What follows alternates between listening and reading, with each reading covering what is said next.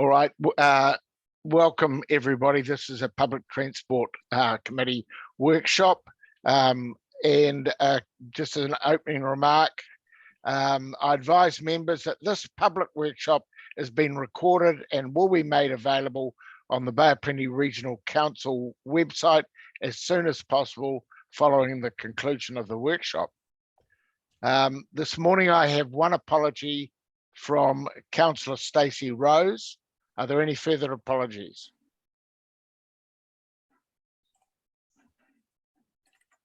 So moved, Chairman. Moved by Councillor Thurston, seconded by Councillor Nees. All those in favour, please say aye. Against, carried. Amanda, Okay. here we don't need to move and second things in a workshop. Thank you. Okay. Okay. Let's keep moving. So this morning we've got Bron Healy is going to give us his wisdom, and he is supported by other staff, namely James, and I see Jessica's on the call as well for a while this morning. So Bron, I give it to you to take it away, but just before you do, I'm just going to make one remark, and that's about mode shift. And I note that if you do the same thing year after year and expect a different outcome, Einstein says that that is the first sign of madness. And I don't have the answers for getting people to actually take these buses, but that's what the challenge we have, and we have to achieve it.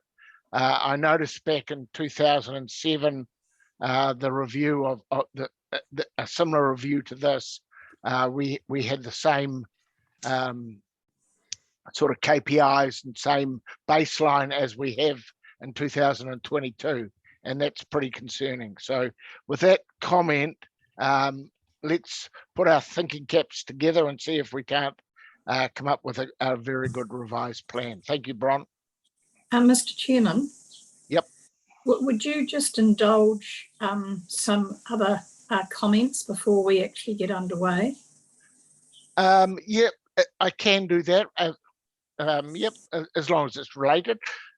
Yeah, look, I just wanted to say that clearly this is looking to be operative by August of this year. And whilst it's a 10-year plan, the first 3 years are the focus.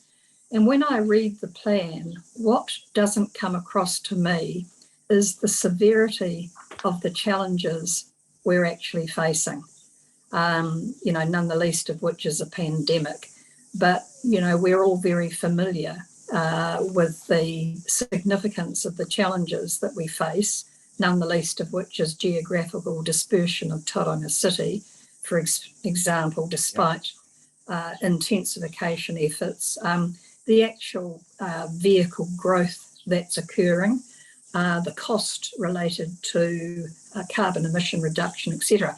That I understand that when you develop strategy, you understand your challenges, you understand your opportunities, and you look to overcome those challenges.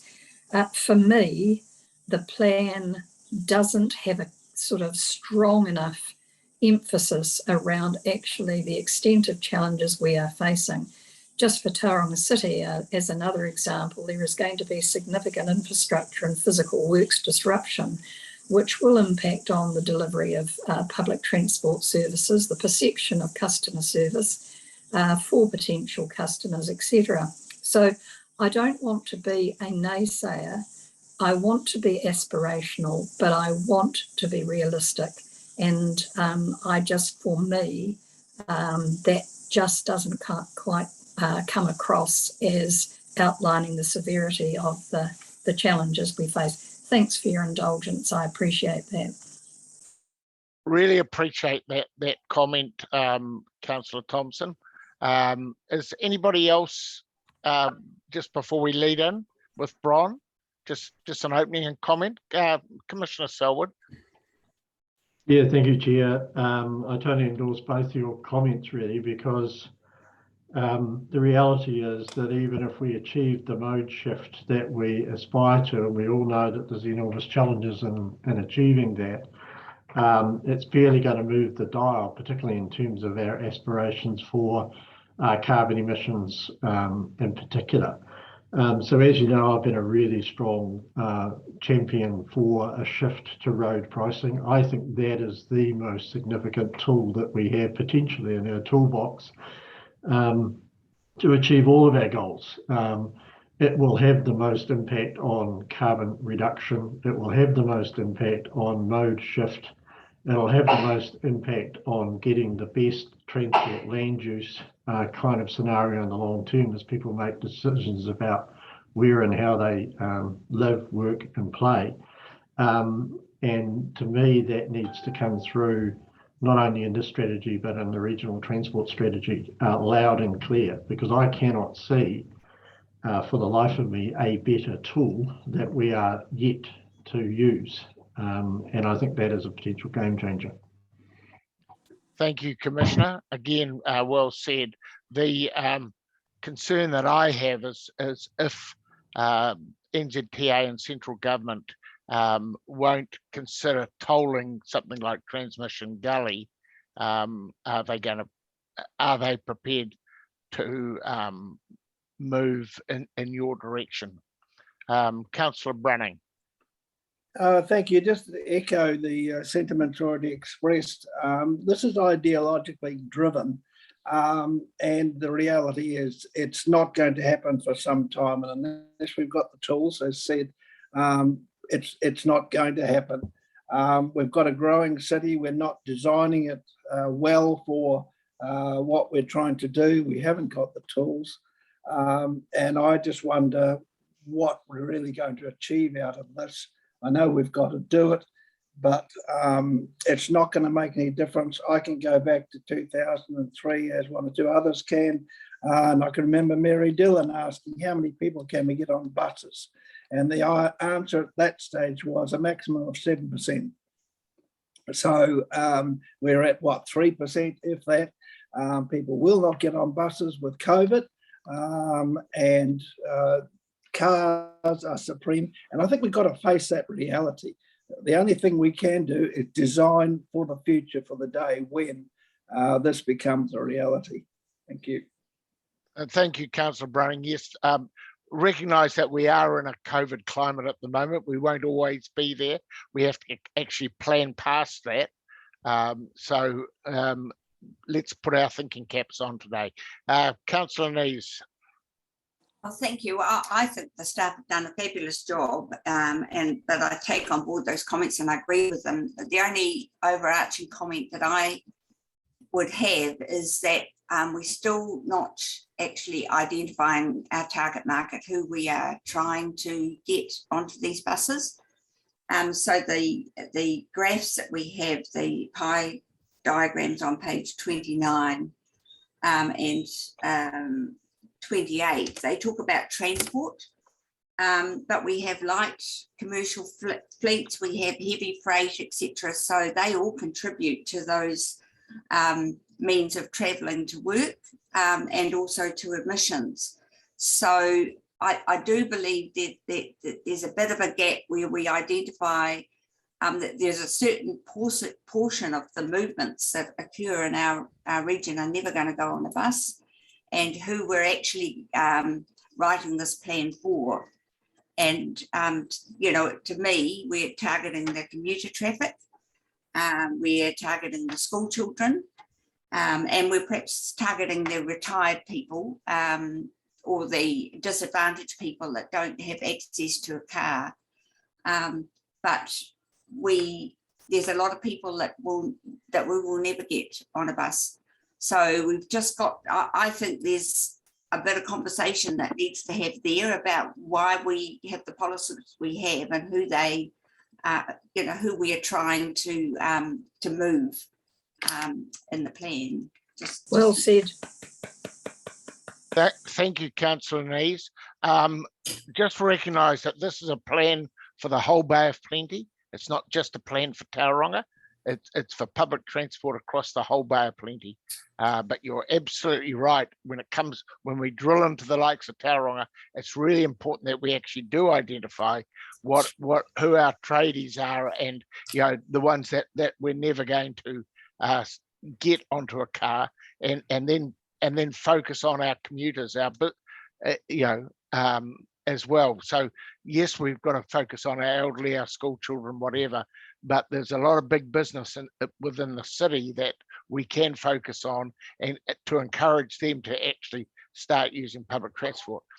Look, let's leave it there and let's head on with Bron, because we've got quite a busy program. Bron, I open the floor to you. Thank you, Chair. And thanks everyone for your initial comments taken on board, and we'll look to see what we can do in the draft document, next iteration of it. So yeah, going back to the I guess the workshop program, I'll just endeavour to share my screen.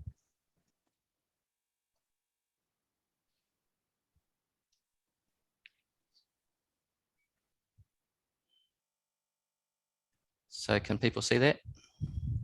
Yes. Cool. Okay. Not on presenter view though, Bron. Yeah. Go up to slideshow, please, Bron. Yeah, I guess I was probably going to run it in a similar format to last time, where I'd take notes as we moved along, but I can just present if people are more comfortable with that. Okay, I'll stick with this. Yeah, so this is the purpose of the workshop today. Obviously, it's to continue reviewing the RPTP. Today, we'll have a bit of a specific focus on some of the key remaining policy topics that we haven't discussed already. In terms of format, I'll briefly run through the presentation, summarise some key points, and then we'll stop at different points, and we'll get members' feedback and discussion on the content. And as I said, I'll aim to capture some notes as we move through the material.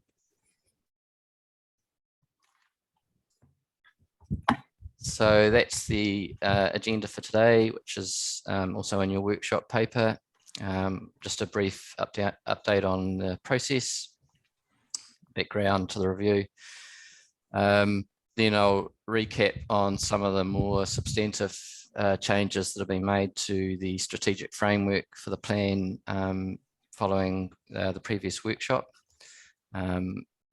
And there's some sort of detailed responses to members' direction and comments included in the supplementary information in your workshop pack, but I'll highlight some of the key changes. Then we'll move on and discuss draft content for the future strategy section, and that refers to Tauranga and the Western Bay of Plenty at this stage. Still a work in progress, obviously. Before moving on to a policy discussion under the key objective headings that we have in the plan. And then we'll have a wrap up on next steps and yeah, talk about the process from here.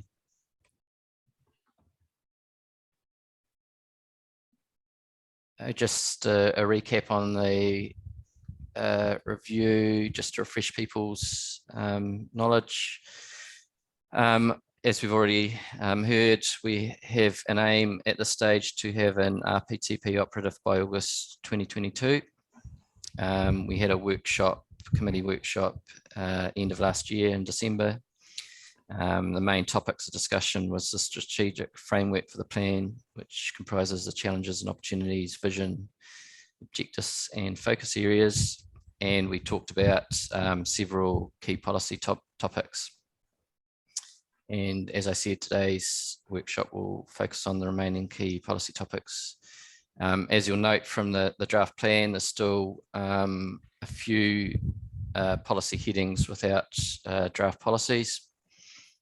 So these are probably some of the more, I guess, generic or technical policies that are designed to meet legislative requirements. So I think we're sort of between the last workshop and this workshop will cover off on most of the key policies that will sort of set the direction for the plan.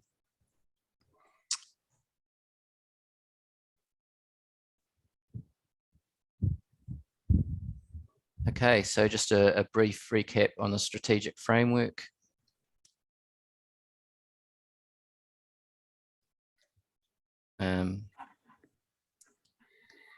So you'll see there's a revised strategic framework's been included in the draft plan attached to the workshop agenda.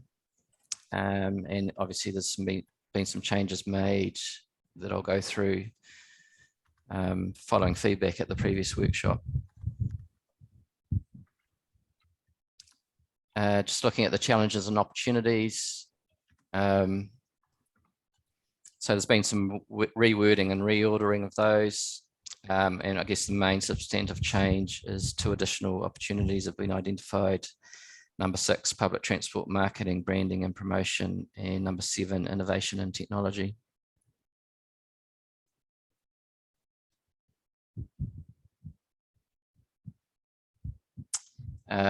Looking at our vision statement, you will recall at the previous workshop, the feedback was that members were keen on a combination of 2 statements, getting more people on board, and the statement around high quality public transport, enhancing people's lives, etc. There was also feedback around adding reference to PT supporting urban transformation. So as a result of that, that's the new draft vision statement that's been included in the plan.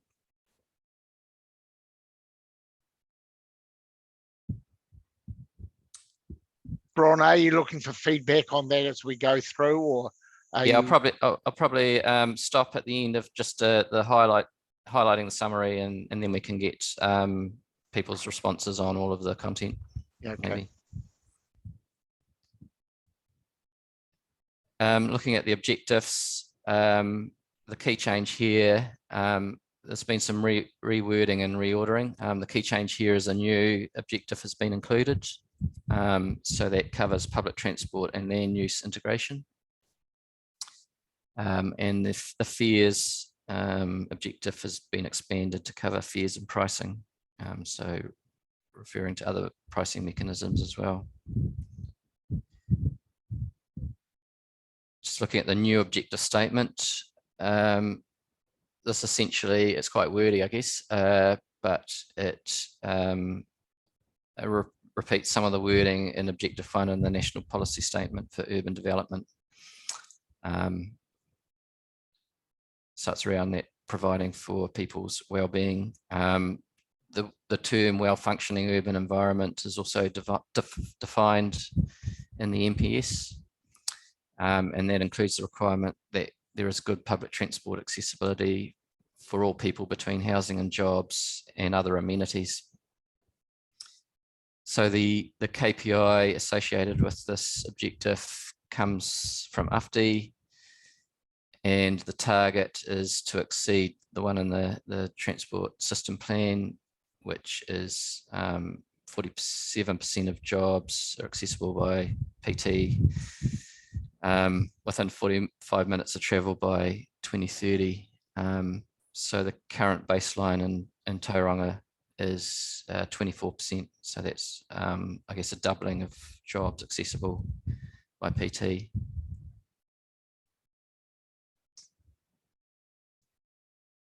And finally, the focus areas.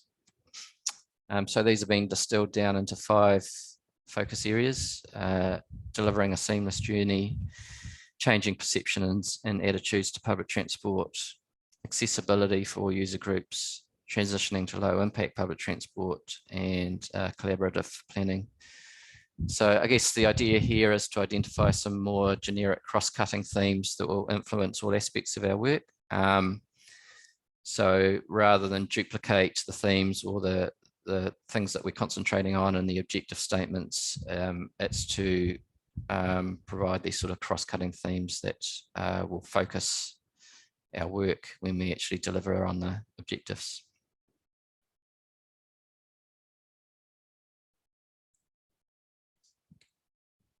Okay, so that's quite a lot to probably go through in one go.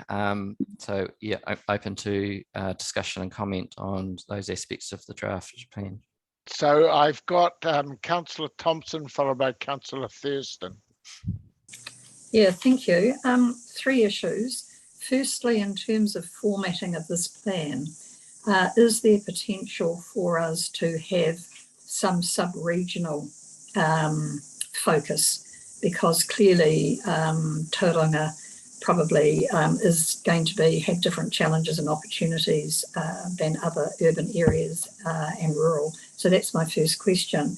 The second one was under challenge, and I want to pick up on Councillor Nees's excellent point about the absolute critical need for us to identify potential markets going forward. And I note the wording of the challenges at the moment, 2 new opportunities, under opportunities, public transport marketing, and I'd like to have a brackets which includes identification of potential customers to pick up on that point. And I also believe that needs to be a key focus area, and particularly if we can take a sub-regional snapshot approach. And I think urban transformation does need a pithy explanation. You can transform urban areas disastrously or well. And again, I think we need to link that to having an aspiration towards the NPS creating livable cities and that other area. So thanks for the opportunity to raise those matters. Response, Bron? Certainly taken on board, and yes, good points there. I guess, yeah, we can probably sort of highlight things around who our potential customers are at a broad brush approach in the plan. When we get into identifying actions that will sort of implement our high level strategy, I guess that's where we can do things like, I guess that sort of research or that market research around who are our customers and what triggers are going to get them to use public transport. So certainly probably identifying actions that support those sort of high level aspirations. Thank you. James, if you feel you'd like to comment at all, just absolutely participate. Councillor Thurston, followed by Commissioner Selwood. Thanks, Chairman. I just wanted to reaffirm all the comments that were made by colleagues prior to the start of the meeting. I agree with everything that was said. You know, the plan is aspirational, and it's going to go a hell of a long way to getting a major change, as we all know. But there's various levers that are in place, and I totally agree with Commissioner Selwood around road pricing, tolls, and you just wait. When the price of fuel hits $4, everyone on this Zoom today will be on buses, I can assure you. You know, it may be for a short term until the pain subsides, but we'll all be on buses when it hits $4. But I'm firmly of the belief that we've got the right product. The product's there, but it's underutilised, as we all know. And what we're wrestling with is how we can affect mode shift. But next Tuesday, of course, as we all know, we've got Minister Wood in town for a series of meetings with the TCC commissioners and other events that he's committed to. We've got him for an hour late in the afternoon, and there's not much you can cover in the space of an hour, as we all know, with the minister. But one of the things that we have had flagged is that he's incredibly keen to talk about land use integration and spatial planning, and he has a key focus and interest in that area, which I think flows on to some of the initiatives that he's just recently announced in Auckland. But the big question I wanted to ask, can someone just refresh the members on the Zoom today as to where community input is in with regards to the plan and identifying the markets? Bron? What community input have you initiated, Bron, to get some sort of on the street input in terms of identifying markets and usage? I guess in the early phase of the plan, we had an engagement with the community where we sort of asked them on their opinions and views on sort of the key topics in the plan. Got some good feedback from them. So that was sort of middle to end of last year. Beyond that, we've just done some targeted engagement with different stakeholders. For example, the Western Bay Community Panel, we had a workshop with them, had a workshop with PT operators. So that's all sort of, all that input is fed into the draft content that's prepared to date. And obviously then we'll go out for our public consultation exercise. Around identifying target markets, I mean, I think that's probably beyond the scope of the plan process in terms of if we're going to have some actions around doing that sort of, I guess, customer surveys and marketing exercises. But we'll certainly have actions that will cover off on that. Because, Chairman, the point I'm trying to make is that all of us on the Zoom, as we know, are lobbied long and hard by stakeholders, particularly in Tauranga, around valuing their input and their comments and their experiences. So as the plan changes in its various forms going forward, I would just like to think that we fully engage with the community in terms of refining some of these objectives. Just to let you know, Councillor Thurston, as Bron said, there has been 2 workshops with the Western Bay Community Panel to get, which is a broad section across the whole Western Bay, quite a bit in Tauranga, but goes wider than Tauranga, to brainstorm these views as well. So it's not that it's not there. What you're asking for probably is more. I think you've got it. Commissioner Selwood, and then Councillor Nees. Thank you, Chair. And really just picking first up on Lyle's comments around the Minister's attendance next week. And I'm really encouraged by the support that's been given to the discussion around road pricing. I actually think it would be really important that that message comes from, broadly across both the Public Transport and Regional Transport Committee to the Minister, that this isn't just something that's being driven by Commissioner Selwood and Tauranga City Council, but actually has broad support. And if that were to come from other members than just me, I think that would be very helpful and an important and powerful message to the Minister, particularly in the light of your comments, Andrew, on whether or not the political support and will is there, because that's the primary hurdle that we have to overcome. Just in terms of the specifics, I think the vision is good. Like all these things, they all tend to get a bit wordy when you want to include everything, but I think it does include the important messages. I also thank you for the addition of the focus on land use intensification and the mention of pricing, though once again, I think that needs to be strong in this plan. On the new objective, perhaps, Brian, if you could go to slide 12 for us. My question is on the target, which is an admirable target, but how realistic is that? Going back to Paula's point about, we have to be realistic. We're 24 now. Within 8 years, we're hoping to close to double that. I just, maybe it'll come up later in the plan, but I can't see us getting anywhere near that, particularly given the change in urban planning that the latest legislation has brought in. Tauranga City Council was looking to achieve much higher density on Cameron Road and our plan change 26 than the latest legislation allows. There's a real risk that the market will now respond with 3-story walk-ups instead of 10-story apartment blocks, which is what we were kind of aspiring to, because 3-story walk-ups are much more market, less risky in the market. So our ability to get residents close to jobs and therefore realistic travel times, to be honest, I think we're really going to struggle.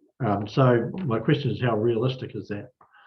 And then my last query is on the focus areas on 13.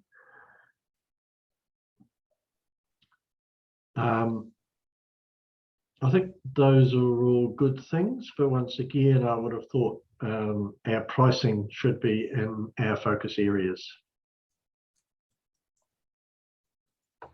Those are my comments. Bron or James, comments, reply. I could probably just, oh, sorry, James. Go on, you go first, Bron, and I'll add. Just commenting on the target from the TSP. Sorry, that's the wrong slide. So having been involved in the TSP, there was a modelling exercise using the Tauranga transport model that sort of run by the Tauranga City Council. The modelling exercise was done, so basically a baseline and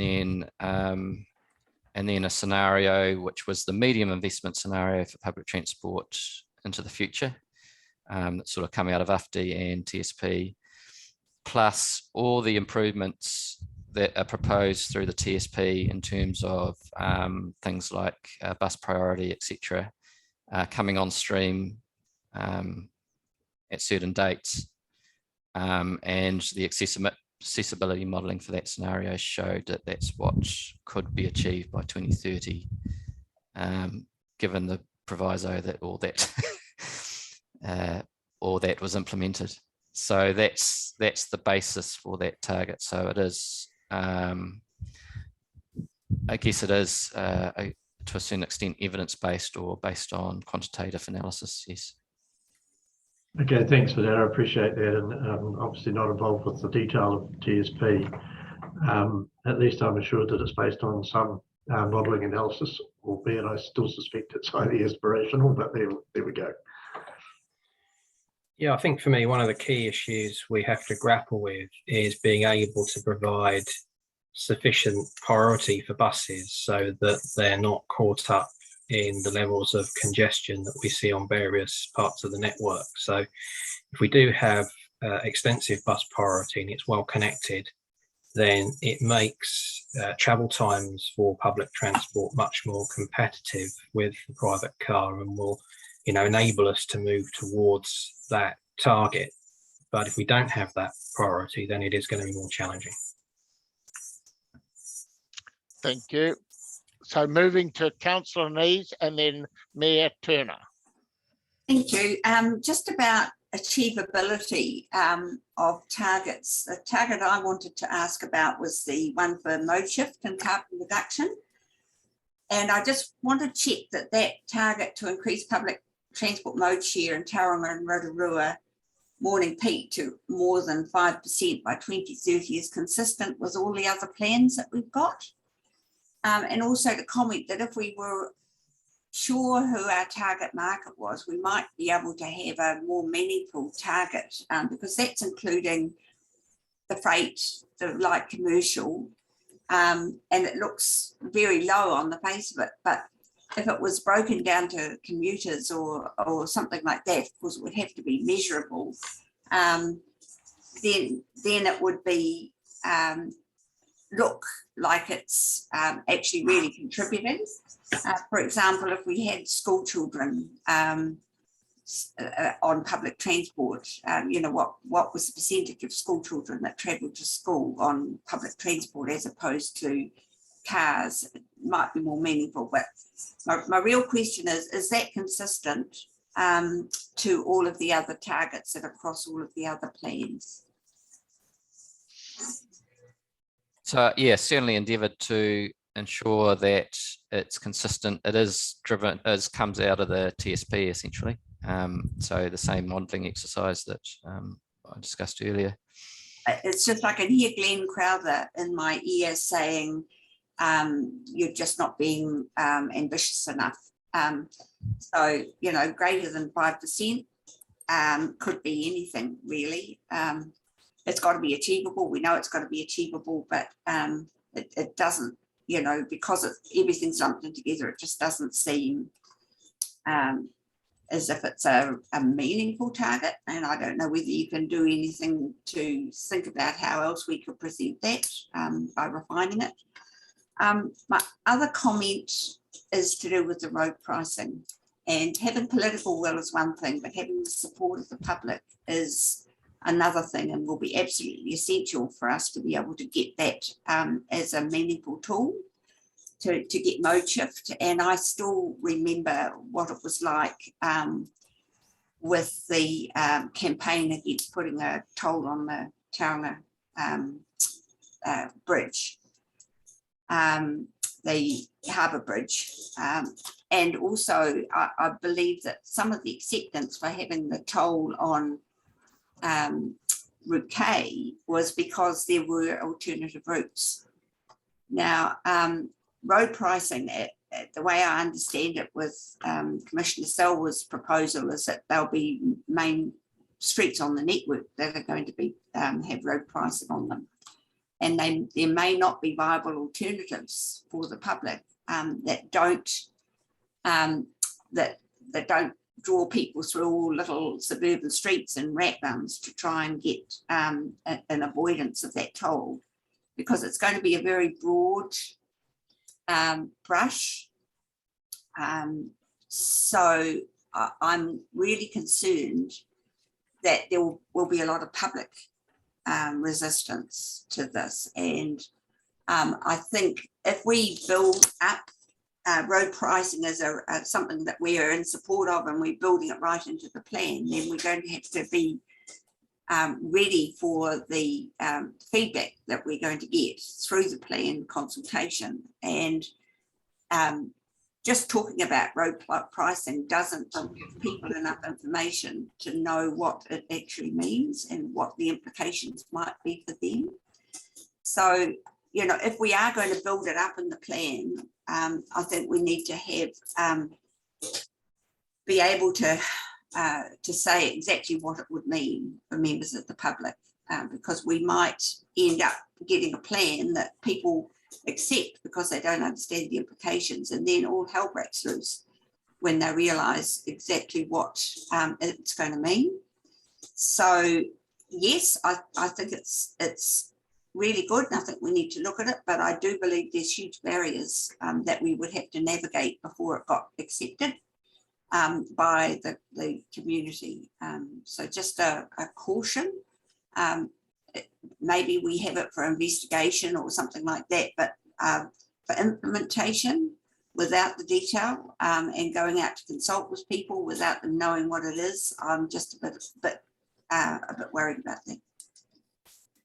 Yeah, I think it is important to be clear that this is a regional public transport plan. So our focus is on providing the services and the infrastructure that will support an efficient and effective public transport system. So I think we do need to be careful about being too explicit or detailed about particular proposals to manage car-based travel demand.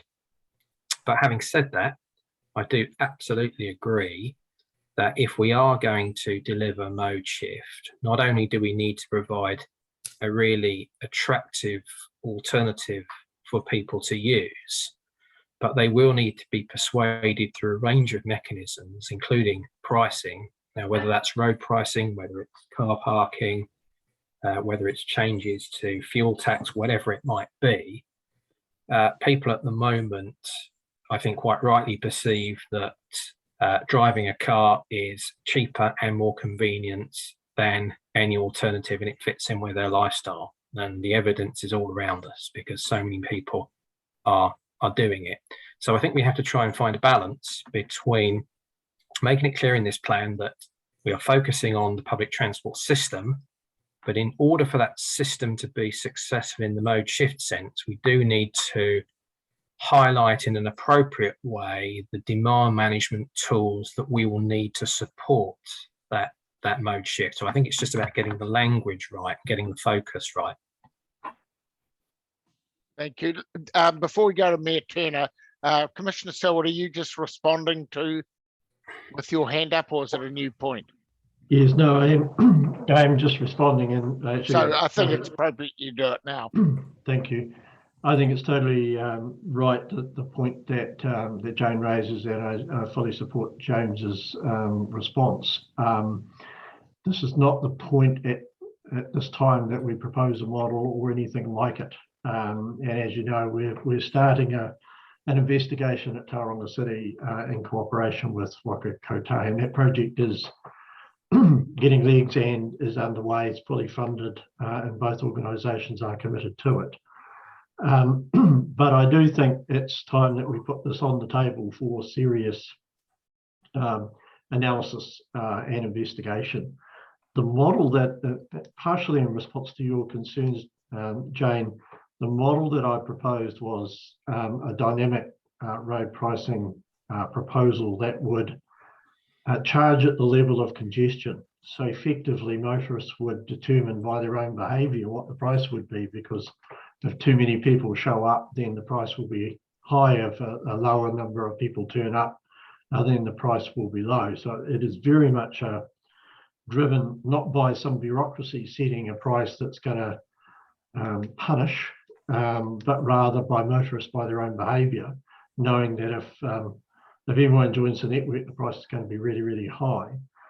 The other key component of it was it is designed to enable traffic flow on the network at an optimum speed, so that the price would set the traffic flow at, say, 60 k's an hour.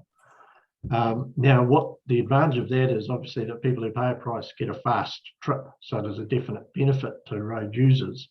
But the other advantage is that it enables express bus services on that corridor as a viable alternative route, so a viable alternative mode. So what we're really saying is there might not be a free route anymore on the network, but there might be a free bus that's running down the network at the same speed as a car. So it's kind of thinking about how you provide the alternative to paying the tolls for those that may be able to take advantage of the alternative, whilst also providing a better service to those who pay the toll and drive in their vehicles. So that is, one of the key aspects of the proposal that is different from traditional road pricing scenarios, and that's exactly what we're trying to model. Because then you're right, in the end, public acceptance is fundamental, and that's also fundamental to getting political support. Thank you for that explanation. We'll go on now to Mayor Turner, followed by Mr. Thomas. Look, I just want to reinforce, I think what Jane mentioned earlier is that for provincial councils like ourselves, the approach that you would take in a large urban area like Tauranga is just irrelevant, basically. And so we have isolated rural communities with high deprivation, low transport opportunities. And for them, it's not for work. In fact, work can be a walk away in some of our smaller communities, but actually it's medical appointments, shopping to buy their groceries and things like that. And so I think a very, very different motivating approach and design is going to have to be rethought, except I have no problem with Tauranga being a priority because of the sheer numbers and roading issues you're dealing with. But at the same time, I think a journey needs to begin at least where we start to consider very, very different needs in isolated rural communities where people literally can't get to their doctor's appointments. So thank you. Thank you. Any comments, Bron? Hopefully, yeah, we've sort of providing that flavour in the plan whereby obviously it's a regional plan, so we do have some focus on mode shift, but there's also a sort of a key challenge and opportunity around providing for the access needs of the wider region and how we might do that in sort of in innovative new ways. Mr. Thomas, followed by Councillor Thurston, and then I hope we might be able to move on. Thank you, Chair, and Mayor Turner stole my thunder to a certain extent. Basically covered off most of the points I was wanting to make as well. So I would just say that we need to remember this is a regional plan, and most probably there will be different mechanisms for different towns and communities, and what might work for a large dense population in Tauranga may not work in somewhere like Rotorua that doesn't have that same density of traffic, or Whakatane or Kawerau or any of our smaller areas. So rather than focusing in on one tool, we need to have a basket that has a lot of tools in it that can be pulled out for the different communities. Thank you. I think that goes without saying. We go to Councillor Thurston.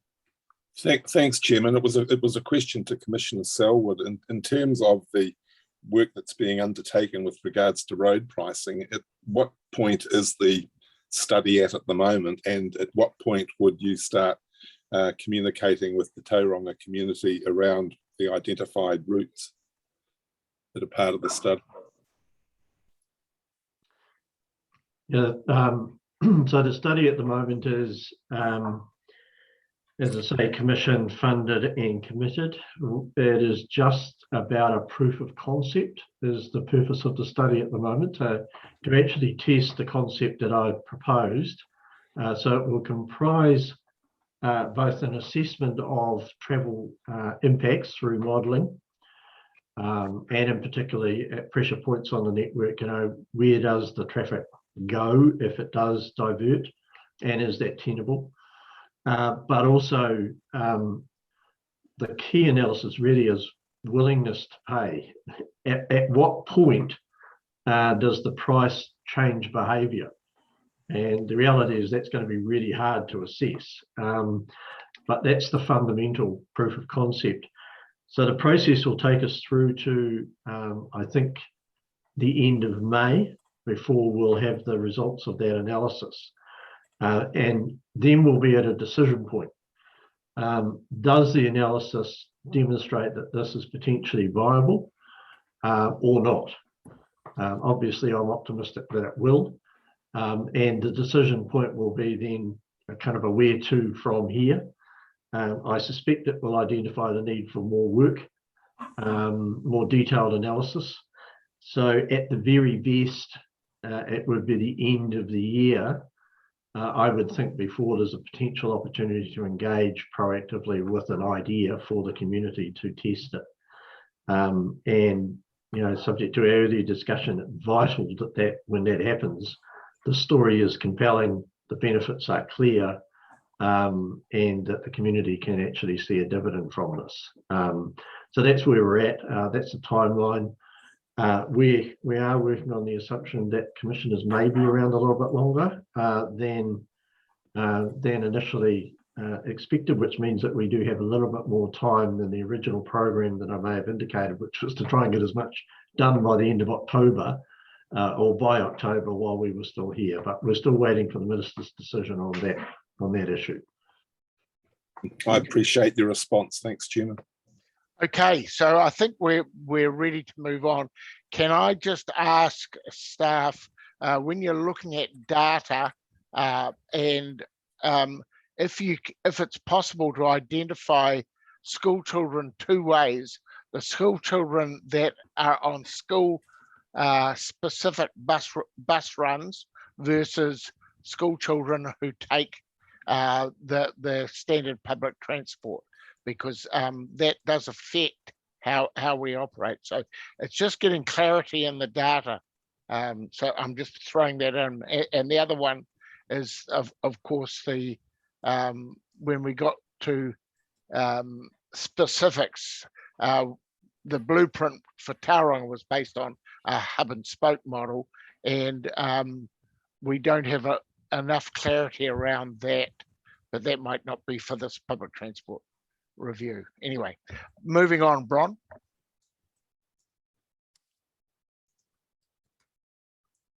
Okay. So the next section I wanted to cover off on is the future strategy section, which I guess the key purpose of this is to outline future public transport strategy for each sub-region, bearing in mind that each sub-region will have diverse needs and requirements. You'll see in the draft RPT document that contains the draft content for the Tauranga Western Bay of Plenty sub-region. We probably have the ability to be fairly detailed with this future strategy because much of the advanced work has been done through the UFD and TSP processes. The sort of Rotorua and Eastern Bay sections are still a work in process. Probably more likely to be a high level summary of our future intentions for those sub-regions, given that we still have that underlying strategy work in process. But it will provide some sort of context for that future work.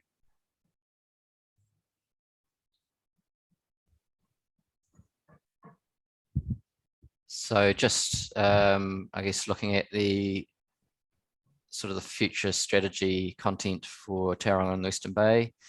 Essentially, this is designed to be a policy cascade through from UFD connected centres, the RLTP strategic interventions and the Western Bay of Plenty Transport System Plan, and then flowing through into the regional public transport plan.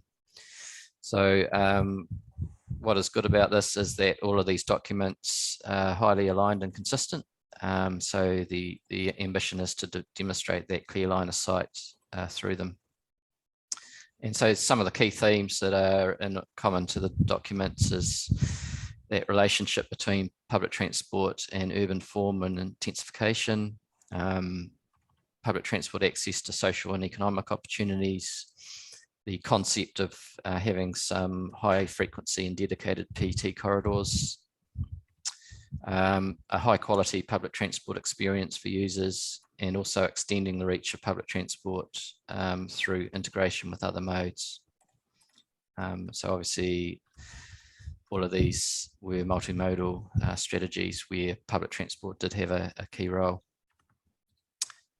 The draft section also references the relevant RPT policies that will help implement the strategy, and it also identifies the Western Bay public transport services and infrastructure business case as that key action to operationalise aspects of the strategy. Obviously, that's still a work that's underway.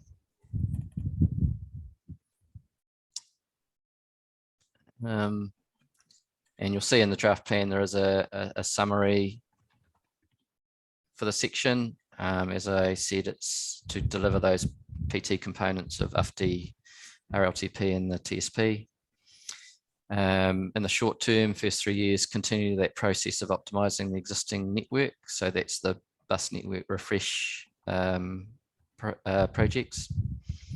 The idea of progressively implementing the TSP public transport medium scenario as those urban intensification and PT infrastructure improvements come on stream.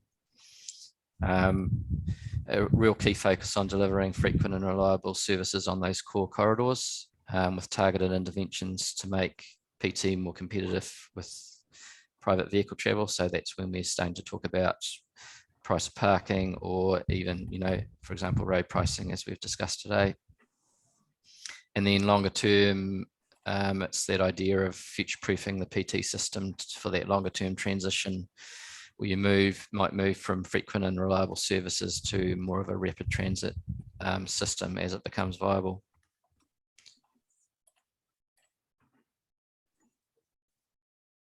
So yes, that's a sort of a summary of that section. Quite keen to get members' feedback on that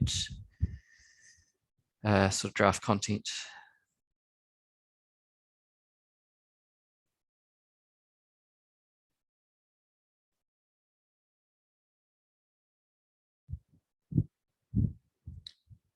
You're on mute, Chair.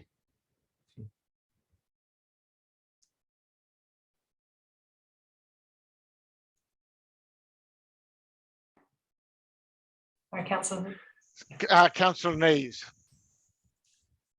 Oh, thank you. The question I wanted to ask is you've got a couple of figures there of the network based on the TSP, and I note that there's nothing there for Tauranga West for the new development that's going to happen in Tauriko West. It doesn't appear on those diagrams. So also further in the plan, there's a measure or something around 10 hectares that we'd put a new network in when housing development extends over 10 hectares. I would have thought that Tauriko West would be much bigger than 10 hectares once it's completed. So a question is, should we be putting a shadow network, a future shadow network in the plan for Tauriko West once that new development has gone ahead, new residential development? Is it going to be more than 10 hectares, as I suggest and suspect? I presume we're going off TSP, but you know, things are moving on. So my question is, do we need to be putting our Tauriko West shadow system in our plan? Yeah, I guess that those the two business cases are probably still in train at the moment for Tauriko West.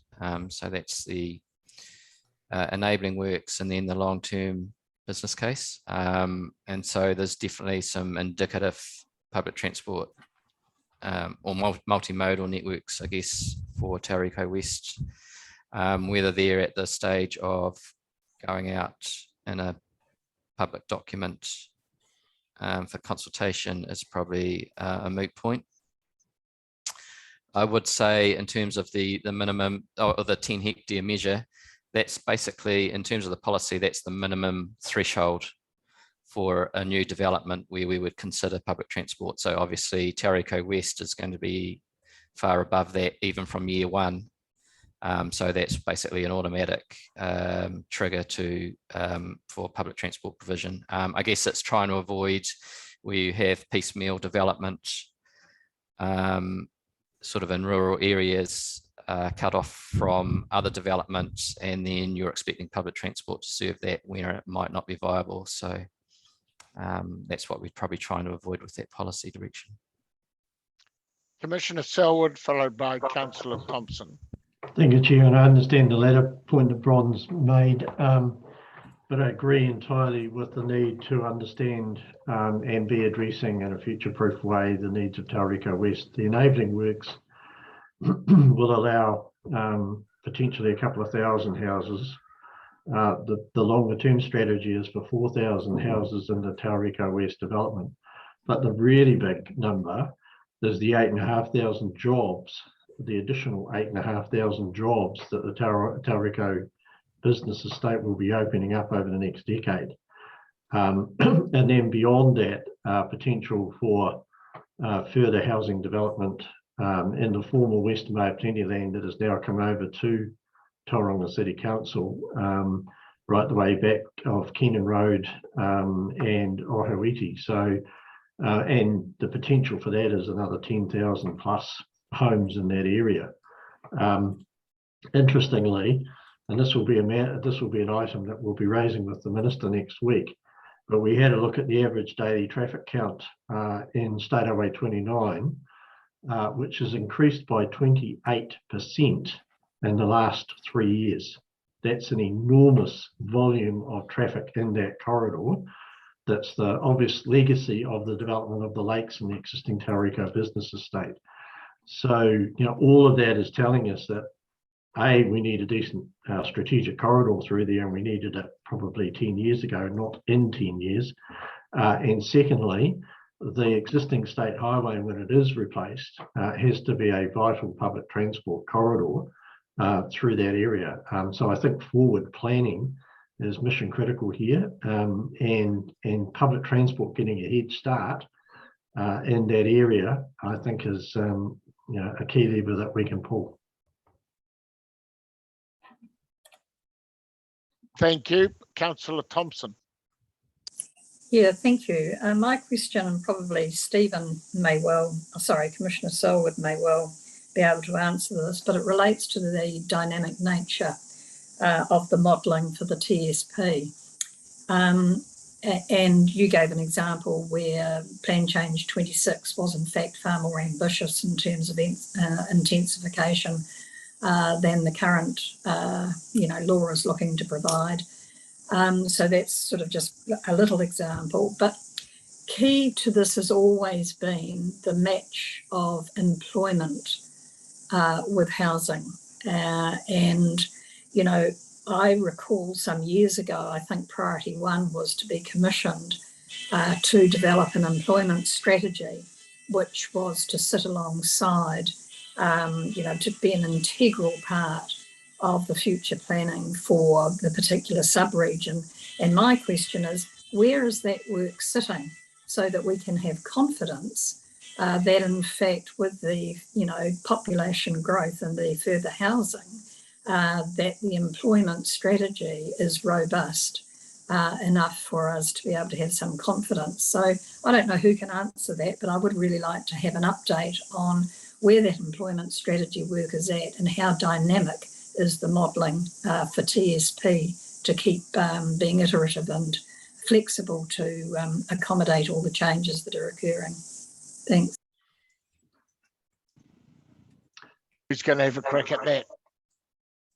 Through you, Chair, I can't give a specific answer to your question, Paula, because I'm not close enough to the priority one work or that you mentioned. Clearly, the integration or the connection between origins and destination is fundamental to our transport system. And I think you've heard me before on the diversity of origins and destinations that is the fundamental problem that we have in the city. So identifying those business or commercial areas where you can get good connectivity is vital. I think to a certain extent, Tauriko helps us, notwithstanding it's a bit of a greenfields development, it is already happening. TBE is already underway, Tauriko Business Estate. So having Cameron Road connection from there to the city, particularly if we can achieve the levels of intensification along Cameron Road, kind of all makes sense, but it needs to be connected right through as a whole network and not just part of a network. So the importance of getting on with Cameron Road, but the wider issue about where our industrial commercial land future is and how well that is supported by public transport is, I think, a fundamental question for smart growth. And at the moment, I sense the focus is on houses anywhere, anytime, yesterday, which we all understand the driver for that. But if we aren't also considering how that housing also connects to the employment zones and how the transport system supports that, then we'll be, chasing our tails for decades. And so I think there's a need for balance, in my view. Yeah, thanks for that, Stephen. And I think, the regional councillors in the Western Bay have had a discussion and certainly reinforce the idea that we shouldn't just be building output in terms of housing numbers. We should be looking at livable communities, which is an outcome. But look, I would be very grateful if someone could follow up with priority one, because to me, that's an essential piece of strategic work that hasn't had much profile as far as I'm concerned, and certainly needs to. But I'm sure at the next Smart Growth meeting, there will be some discussion about ensuring that we have a focus on outcomes, livable communities and people's well-being, and not just about the number of houses that are going to be built. I might have preempted what the Smart Growth members might be saying, but nevertheless, that's my view. So thanks, Stephen. And through the chair, I'll take that action. From memory, there is an action under Smart Growth specifically related to this. I will follow up. There don't appear to be any more questions in this section. We're due to have morning tea at 11 o'clock. Are we on target or? Yeah, so that was probably the content that we were planning to discuss before morning tea. The next section is on the policy topics, so we can either make a start on that or have a break now and continue after a tea break. No, it seems an appropriate time to have a break. Shall we just break for 10 minutes so that it's 10:39 come back at 10:50. Does that suit everybody? Gives them a chance.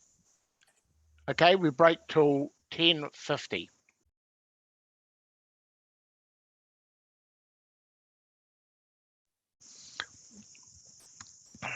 It is time to make a start, but we haven't got too many back yet.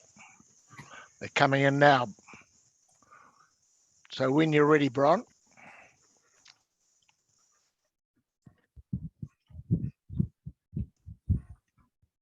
Whoops.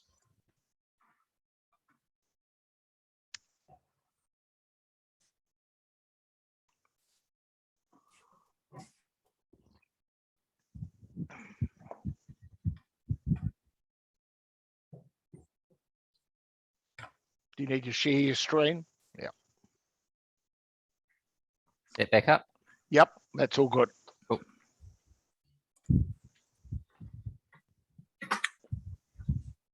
Rightio.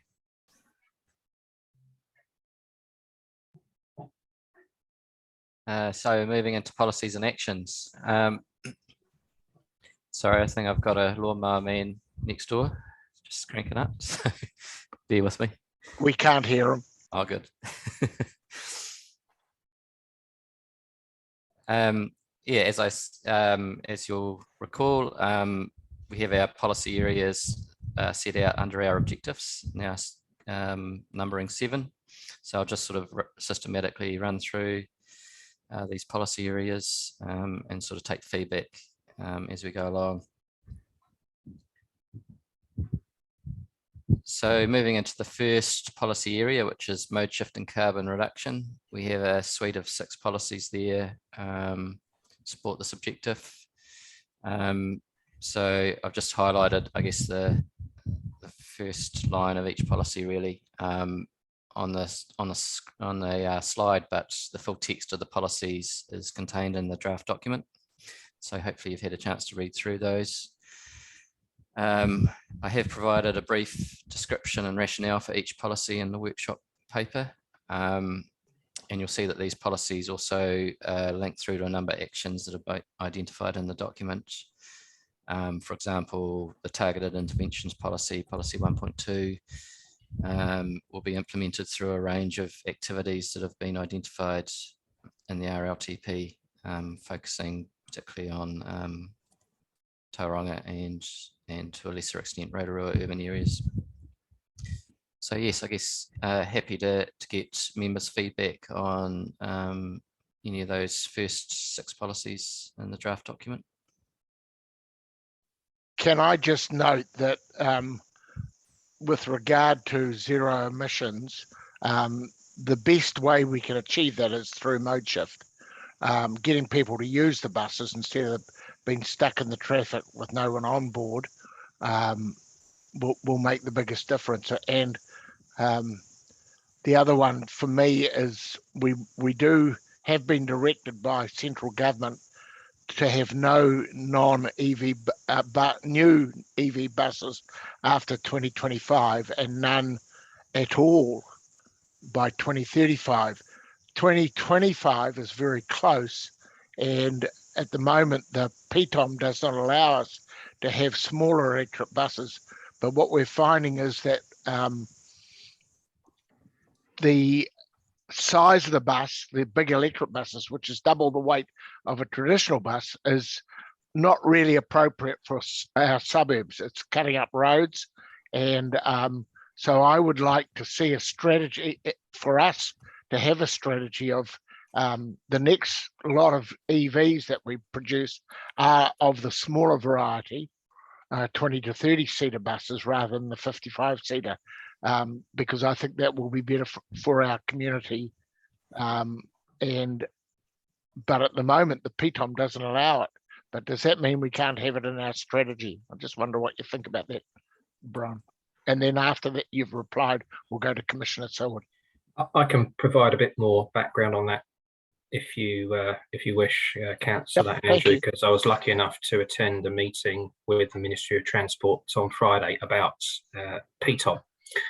And the short answer is that although PTOM is some way from being finalised in terms of its revision, there is really nothing to stop us setting out what our policy should be around issues such as electric vehicles and also the size and weight of those vehicles. Essentially, as long as they are compliant with the requirements for urban buses, which is a document produced by Waka Kotahi, and also that they are demonstrated to be safe and operable in service, then we can, within reason, set out a policy that is what we would ideally like to do. The likelihood is that Piton will give us a lot more flexibility as we move forward. So by the time we actually get to any situation where we're wanting to procure new buses or second-hand buses, then we should be in a position to be a lot more directive about what we would ideally like as to perhaps what we might have been told in the past we should have. So I think that's good news. The other issue I'm really keen to get some feedback on in this particular is around what we, how ambitious do we want to be? So yes, we don't actually have to remove any diesel buses from the network until 2035 when they've all got to go. But I'm really keen to explore the appetite among councillors and commissioners for accelerating and getting more EVs into the fleet sooner rather than later. I.e. not waiting for the statutory deadline, but to actually do the right thing and say, well, because we want to make a contribution to climate change, we should be looking to accelerate. So really keen to understand where people might sit on that sort of spectrum. Thank you.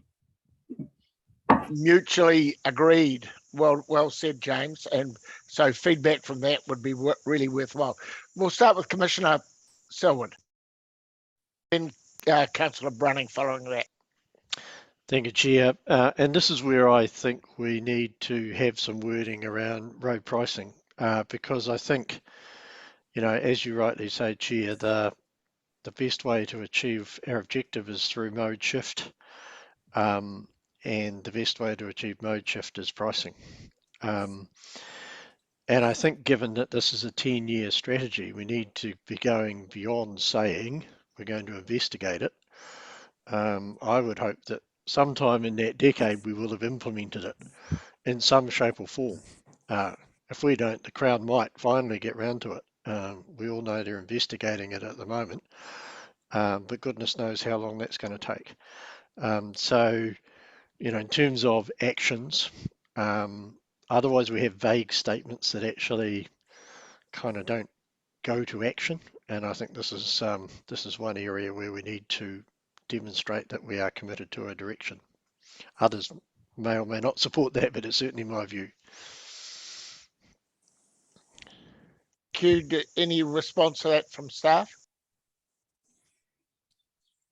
Yeah, I think we can certainly look into that. I guess it's within the scope of, being mindful of the scope of the regional public transport plan, as James said earlier, and what we can sort of influence versus do ourselves. But certainly we can look into that, and if there's some concrete actions we can support philosophically in the plan and have some wording around that, then definitely.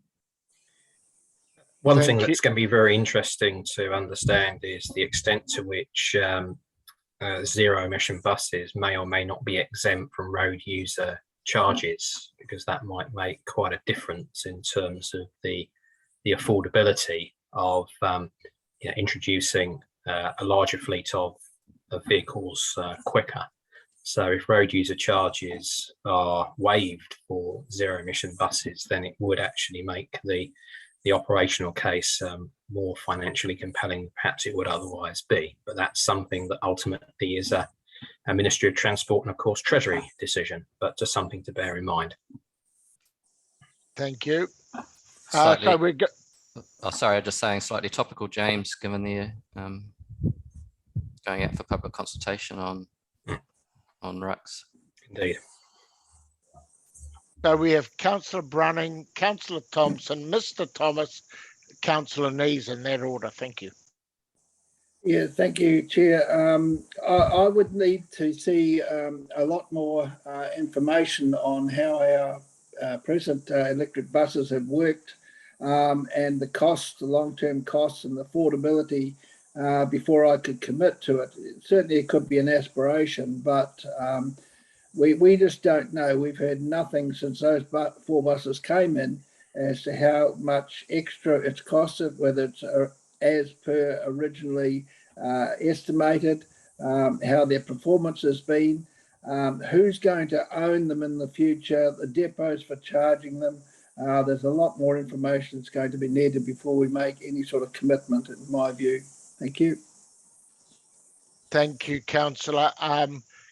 Just that looks like an item that could be on the agenda. Just a quick report on that, James, in the PT next PT meeting, full meeting. Yeah, no, I think I completely agree with Councillor Norm that there is a lot more work to do through our proposed bus decarbonisation feasibility study to really understand what the capital and operating costs of that full-scale conversion could be, and in particular what happens to the existing diesel buses, which in a lot of cases are still relatively new. So we have to think about how those are going to be transitioned out of the fleet and what happens to them. Do they become school buses? Is there an option to retrofit buses with hydrogen or battery electric technology? All these kinds of things we can look at in that study, but completely agree with Councillor Norm that we do need more information. Thank you. Councillor Thompson. Yeah, 3 things. Firstly, totally support the aspiration without question, but also the need to have all of the information available to make appropriate decisions. But certainly as an aspiration, James, I certainly support it. Agree with Norm, we need all the information. Secondly, I'm just confused, as I'm often, about how we're going to deal with the government's budget, carbon budgets that are due to come out mid-year. I'm just a little bit confused in terms of how we're going to deal with that. And thirdly, in terms of 1.5, I'd like the wording to be proactively explore and implement. So everything else has got an implementation, and I'd like to see that have an implementation as well. But if someone could help me with the confusion around how we're going to deal with upcoming budgets, I'd be grateful. Thank you. I can have a crack at that, Councillor Paula. So one of the things we are looking to bring before the next Regional Transport Committee is a proposal to undertake a Transport Emissions Reduction Plan, or TERP for short. And what that aims to do is to identify the key climate change mitigation measures that we need to implement as rapidly as possible in order to meet the very stringent targets that have been set by the government. We'll be coming to an annual plan workshop fairly shortly with a proposal for funding that TERP piece of work. And you're absolutely right, there is actually an opportunity here to get ahead of the game and identify a costed, prioritised and deliverable set of measures that actually take advantage of any funding that does become available in the emissions budget in May. Discussions I've had with Waka Kotahi imply, but don't guarantee, that there may be funding available for emissions reduction measures. And clearly, the sooner we can have some measures in a programme that we think are going to deliver carbon reduction, the better. So hopefully that will provide some reassurance that we're very much on the case in responding to the emissions reduction plan and budget process. Mr. Thomas, followed by Councillor Nees, followed by Councillor Thurston. Thank you, Chair, and Bron and James. You'd asked for feedback about the zero emission and being a bit more proactive rather than waiting till the maximum time before we go to electric buses. So I'm just giving you my feedback on that. Totally support it. And I've mentioned it before. I think Rotorua is the first of our communities that comes up to look at renewing or a new contract for its buses, and I think it's important that we look at getting at least some of that fleet then converted to electric, or as you mentioned, James, converting existing buses to hydrogen. I think is something that really does need to be explored, so that we're not just trashing perfectly usable buses and therefore increasing our issues around zero emissions and around all sorts of problems that we have there. Also really support Councillor Thompson's request for policy 1.5, mobility as a service, to include implementation, not just exploring the options. I think it's great to look at the options, but actually the rubber needs to hit the road on that, and we need to be implementing them as well. So that's my bit. Thank you. Yeah. Thanks very much. Councillor Nees. Yes, thank you. Yes, I totally support Councillor Thompson's suggestion for addition around implementing mobility as a service. And I do support, notwithstanding my comments earlier about road pricing, I do support a policy around exploring road pricing as a mechanism in maybe we have highly congested urban areas or something like that, because I do not want it to be people to think that we are thinking about doing it right across the network where there are different drivers. So that's my position on that one. Yep. Mr. Thomas, and then Councillor Thurston.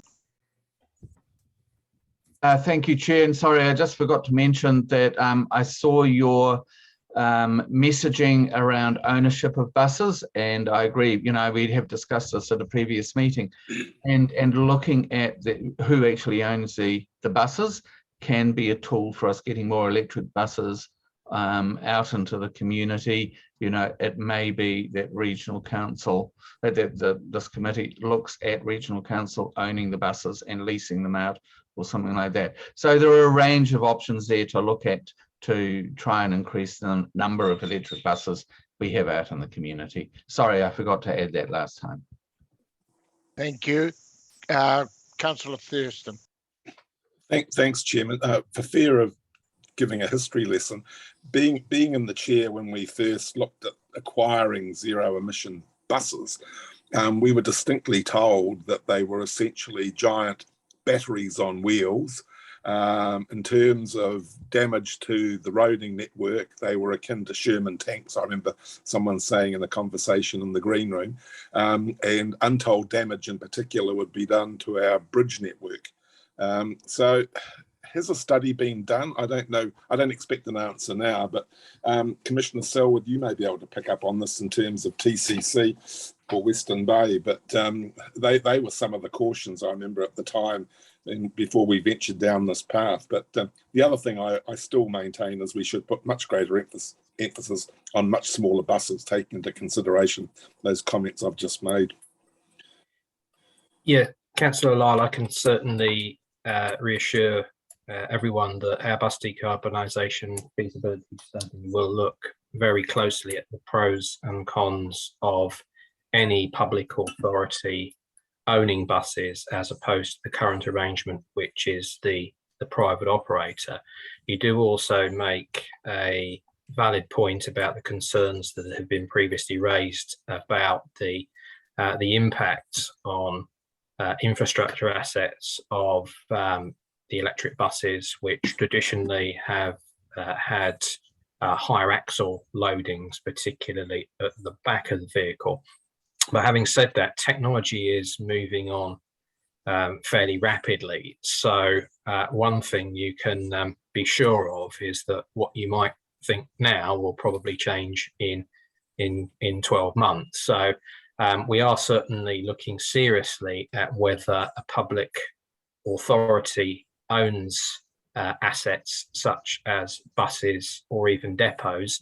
My purely personal view is I'm very neutral on the vehicles question. I think there are pros and cons to both options.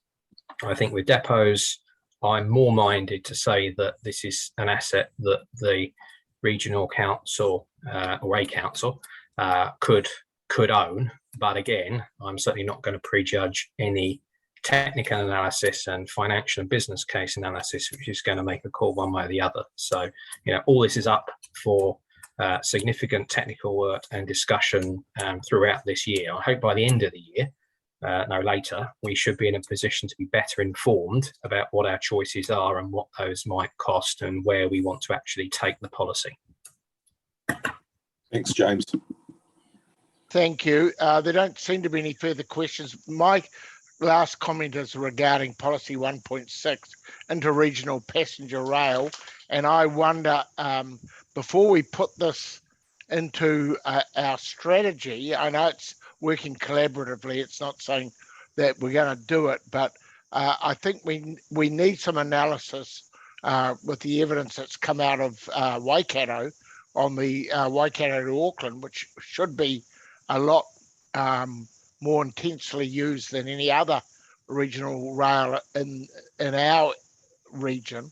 The cost benefit analysis of that, so that we because it's very hard to get passenger rail.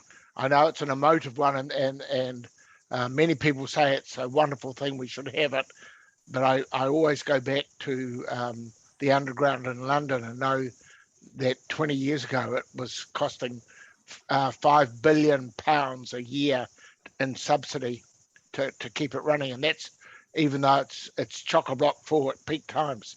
So it's a great theory, but we have to be realistic as well. Anyway, so that if there could be some work done on that, Commissioner Selwood.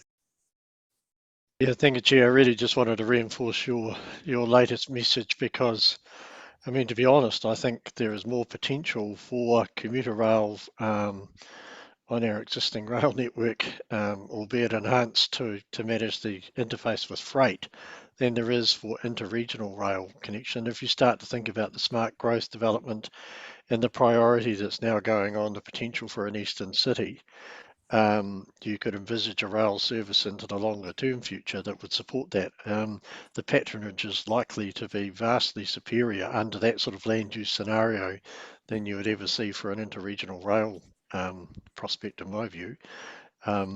Starting with an express bus service, but potentially moving to some sort of rail when the volumes justify, I think there's a much greater priority. Yeah, I would certainly agree with those comments. I think there is likely to be a greater demand for movements both across the Bay of Plenty region and between the Bay of Plenty region and the Waikato in particular. And I think that looking at the express bus option is certainly in the short to medium term a much more sensible and realistic way forward, because as we all know, rail services are highly capital intensive. They are very, very long-term investment decisions that really only central government can make. And so we would need to see that the Ministry of Transport would have a long-term investment policy, which would include things like electrification, potential second bore through the Kaimais, double tracking on sections of the line which currently are only single. So, there's lots and lots of stuff here that others are going to be looking at. I think all we're flagging here is that we need to be at the table, working with colleagues, understanding what their thinking is and working out what, if any, implications that has for our transport strategy in the longer term. But I completely agree, there's plenty else we can be going at in the short to the medium term to deal with the challenges we're facing now. Thank you for that, James. And I see, Jessica, you've put your camera on. So welcome to NZTA. And before I ask, because I see Councillor Thompson's got her hand up, do you have any comment on the rail issue or any other issues that you want to raise with us, Jessica? No, I think I'd reiterate support for the approach that was just talked about by Commissioner Selwood and James. The high frequency urban transport are going to be a priority over the interregional rail at this point. But also, I think, yeah, can be separated out as conversations to some point to move forward with those as a priority. Thank you. Councillor Thompson. Yeah, thank you. I'm just conscious that this is a public workshop, which is great. And there have been some really good discussions around really strategic matters, such as Commissioner Selwood just talked about Eastern development. We had a really good discussion around road pricing, and all roads, excuse the pun, lead to Rome for me, in terms of the absolute critical need for us to be communicating with our communities around the UFTI vision and around what that actually means. And so I'm not sure who and how and when. I know the Joint Spatial Plan isn't going to be consulted on through Smart Growth until 2023, far too late in my personal opinion. But look, I just think the sooner we need to be getting some clear messaging out about the strategic directions, the why we have to do these things, and what that all means for our communities of place and communities of interest, the better. So, yep, thank you. Good comments. Appreciate those, Councillor Thompson. Any further before we move on? We'll then move on. Thank you. Okay, thanks for that. It's quite a lot to take in for that that aspect, but I'll endeavour to absorb that into the policy framework. So the next area is service planning and design, just getting a little bit into the more nitty-gritty public transport, how we plan and design our networks. So I guess several of these policies have previously been discussed with the committee and have been revised as a result. And I've detailed those revisions in the supplementary information. There's 4 that are still really under development: urban network operating models, express services, total mobility, and school services. Although we've already discussed the school services policy proposal and a previous proposal around urban networks, or the Tauranga urban network, at the last workshop. Just I guess an update on those school services. We're still awaiting the results of the analysis.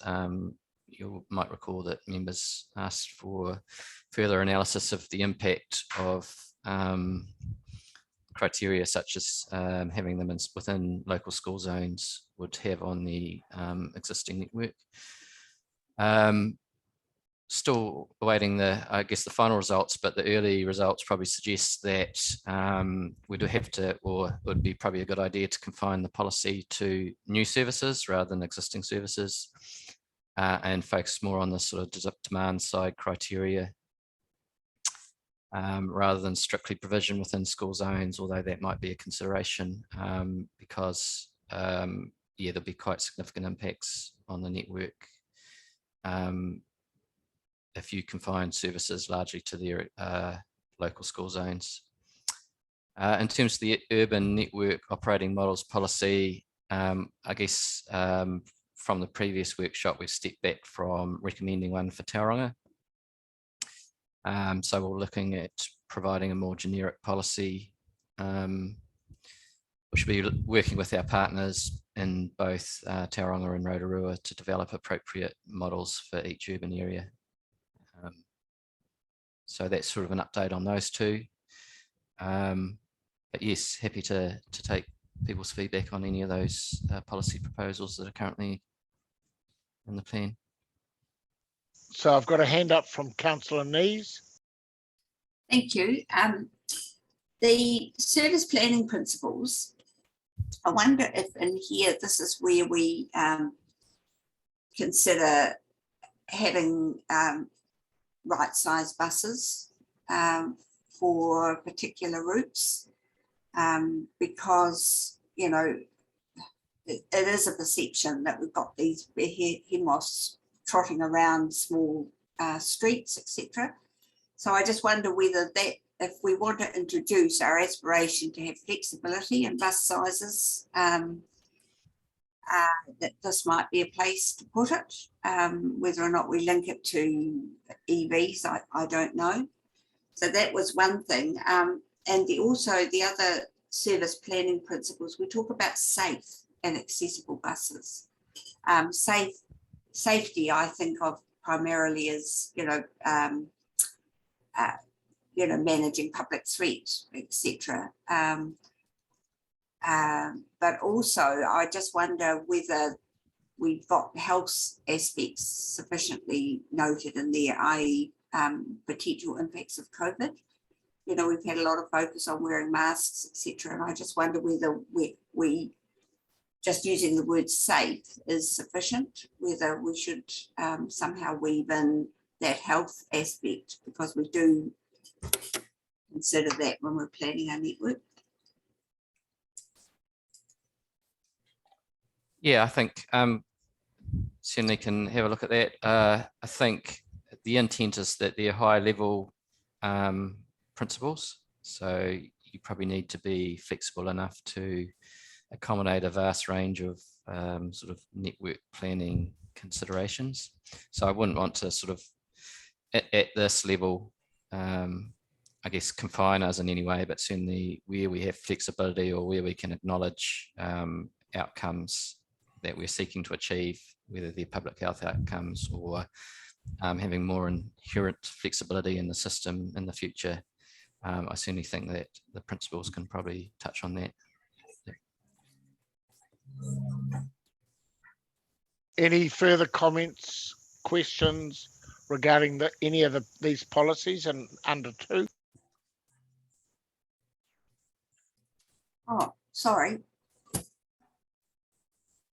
Just one further thing, financial support for existing ferry services in the region. We've got a trial coming shortly.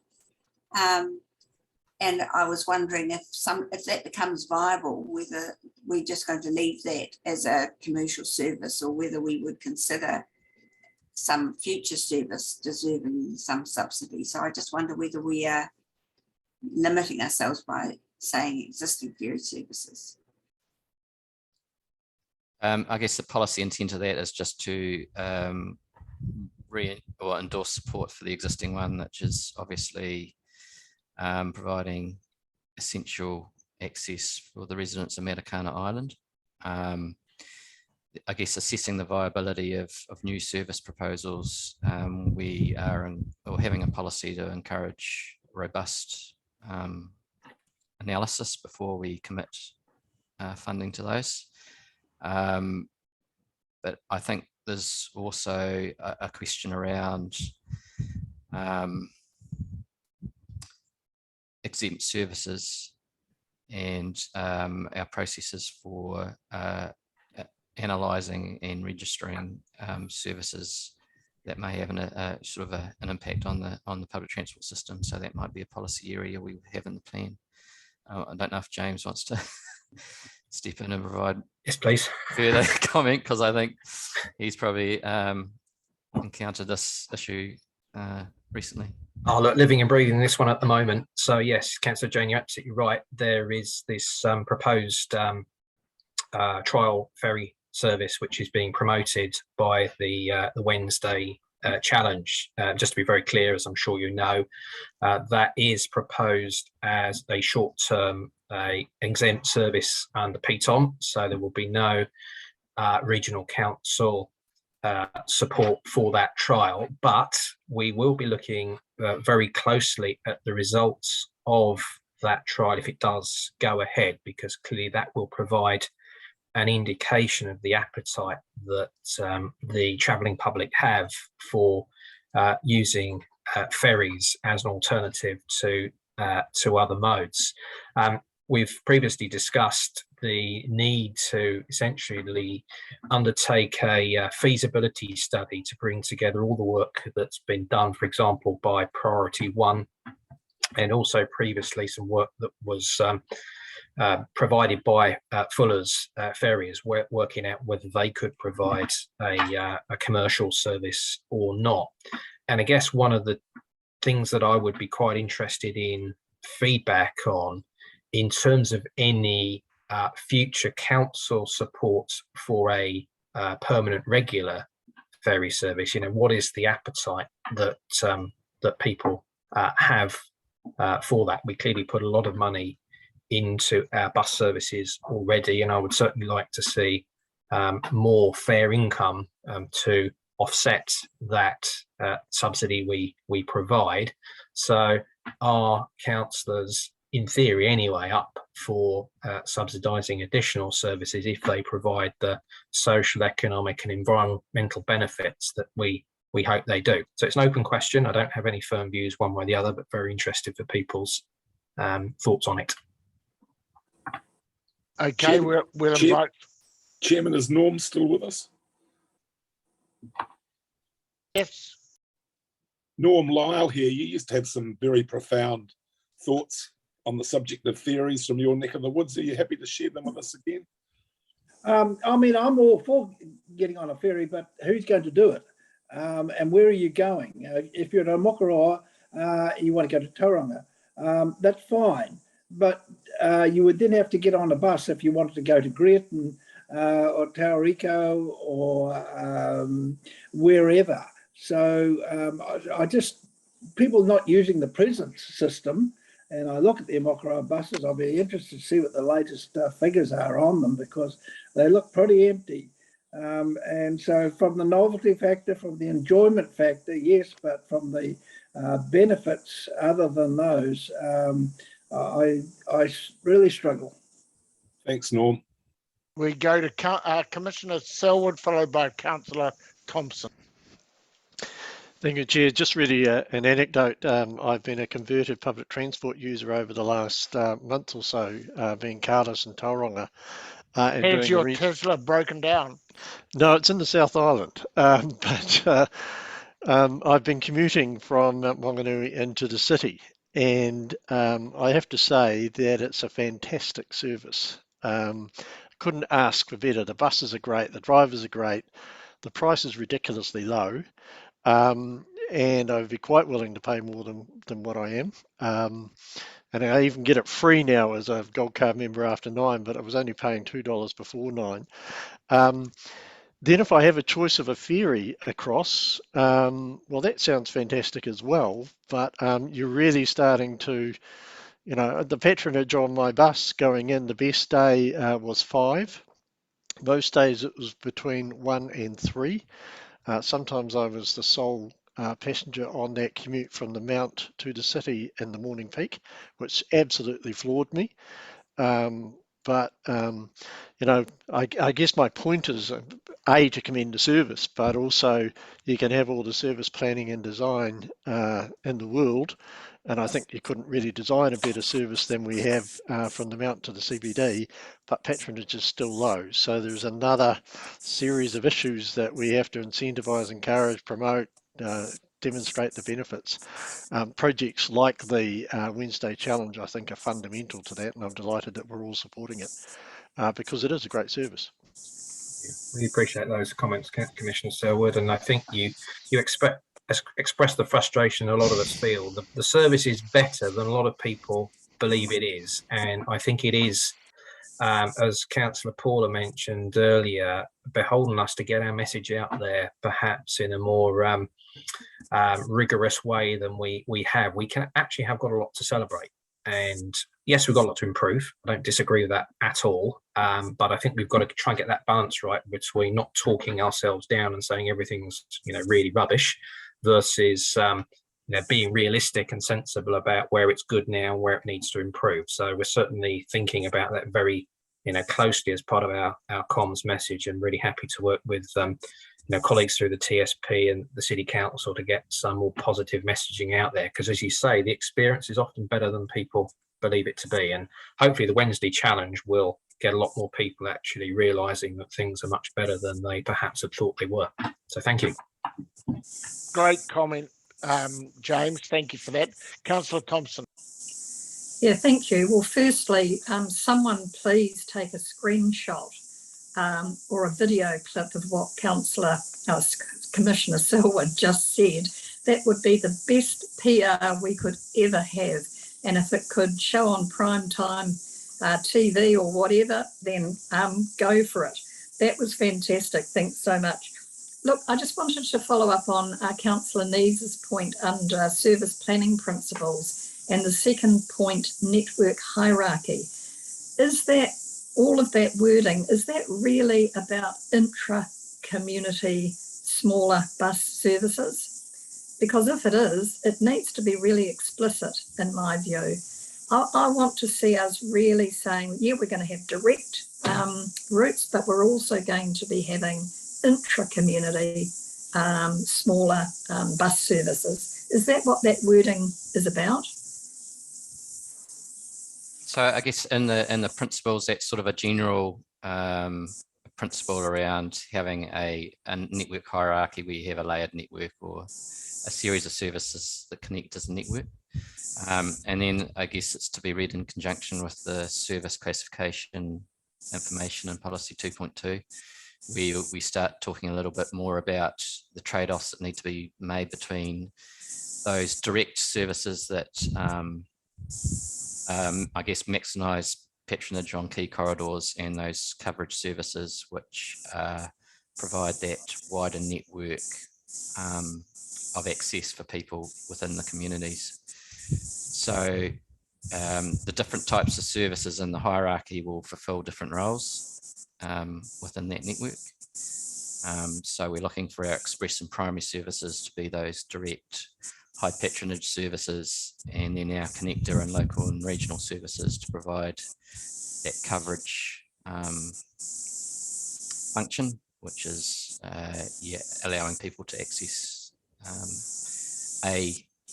their local, social and economic opportunities, and B, the more faster, more direct network, so feeder services as well. I guess all I'm trying to say is that between travel demand management and this stuff, somewhere we just do need to flag as an aspiration that we really are genuinely serious about looking into far more intra-community opportunities for people in smaller vehicles, be it by travel demand or public provision of services. That's really all I was on about. Thanks. And just to provide a bit of further reassurance, Councillor Paula, we are now looking very seriously at the trial of on-demand public transport in the Pies Par Lakes area, and this could be a really good opportunity to actually test out our thinking in a real life situation and start to get some community support and buy-in for that kind of approach. So we'll be in touch with that one.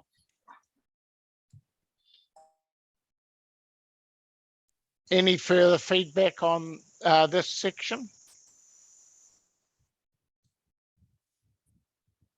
There be none. Bron, move on.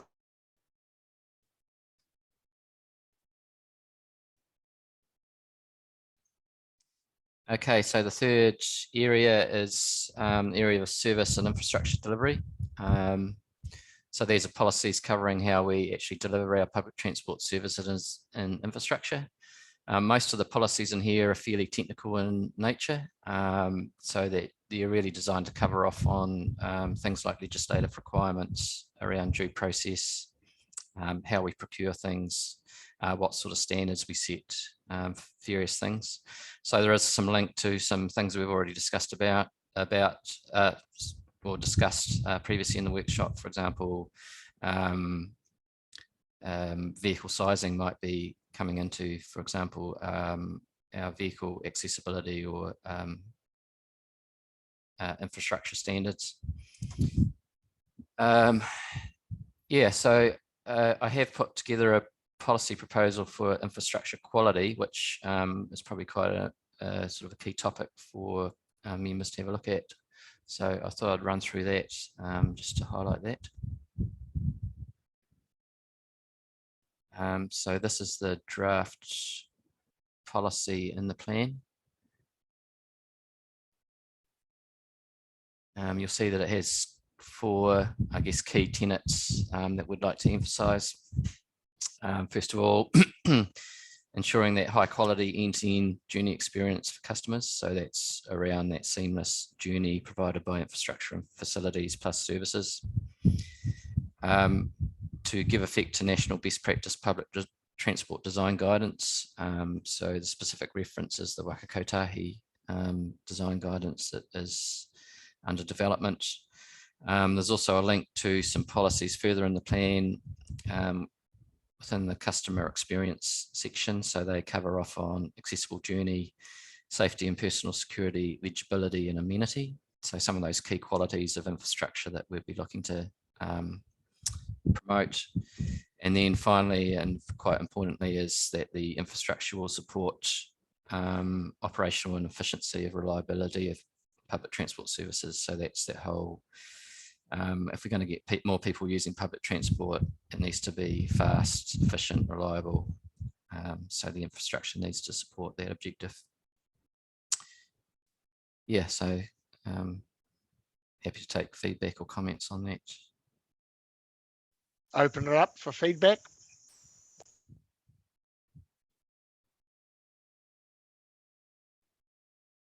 Distinctly quiet.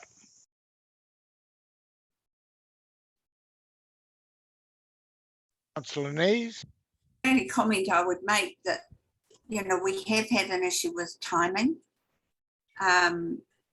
So I think I don't know how it could be woven in, but you know, it's about ensuring that the infrastructure is there in the right time frame and in the right place to ensure a high quality and end-to-end journey or something like that. I don't know, but it's about we've got a network, but it's not operating to its optimum at the moment because we don't have the infrastructure. So I just think there is something about that. It's about getting it in the right time and ensuring that it's convenient, it's customer focused. Just a bit worried about some of the decisions that we've been hearing about where, you know, some people are going to have walks up hills when they're an old person. So it's the accessibility, you know, when they're in town, for example, in Tauranga, and they have been shopping and they've got a whole lot of shops and then they've got to walk up the hill to get on to the interchange on Durham Street, if that's where it's going to go. So there's aspects around that. It's about the user friendliness, and it's about the timeliness, etc. Thank you, Councillor Nees. I think that does highlight the need for integration between territorial authorities and the regional council, with the territorial authorities requiring being responsible currently for the infrastructure and us for the bus services. You know, we're working on that through our new proposed program in Tauranga itself, but it has been a major problem. We had the blueprint out in 2018, and it did require, we put a big investment as a regional council into increased buses, and it did require infrastructure to go with it, and the delay in that has caused big problems. And the likes of Otamoto right now, we had a hub and spoke system envisaged, and it can't operate under the current system. So I think somewhere in there we do need to be quite specific about the need for a collaborative approach between TAs and the regional council to get an effective and efficient bus service, public transport service, should I say.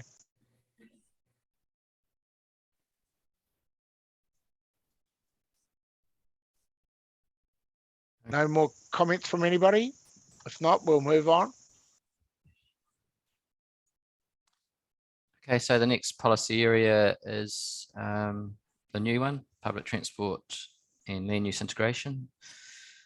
So there's a suite of, I guess, 6 key policies around the interface between public transport and land use, covering sort of topic areas around PT and urban intensification, modal integration, so modal integration between public transport and other modes, services and infrastructure in new urban areas that we've already probably discussed at the previous workshop, a new policy on infrastructure timing in new developments, a policy on park and ride principles, and then there's another policy that's still to be drafted around rapid transit, but sort of signalling it'll be around that how do we future-proof the system for that longer term ability to transition from frequent and reliable services through to some form of rapid transit, whether that's bus-based or another mode, for example, rail, some type of rail. So there are 3 policies that I'd probably like to talk through in a bit more detail, being 4.1, 4.2 and 4.5. So looking at 4.1 first. So this is really a new policy to ensure that when we're doing our planned urban intensification, increased density through our spatial planning, that those areas are well serviced by similar commitment to public transport, and ensuring it's consistent with the requirements that are coming through in the Urban Development National Policy Statement. And as a sort of an addendum to that policy, there's a explanatory text, which is just, I guess, probably highlighting to the public in simple terms why population density is so important for public transport. And it's really simple, but it needs to be, I guess, explicit in our plan. Yeah, so welcome any comments on that.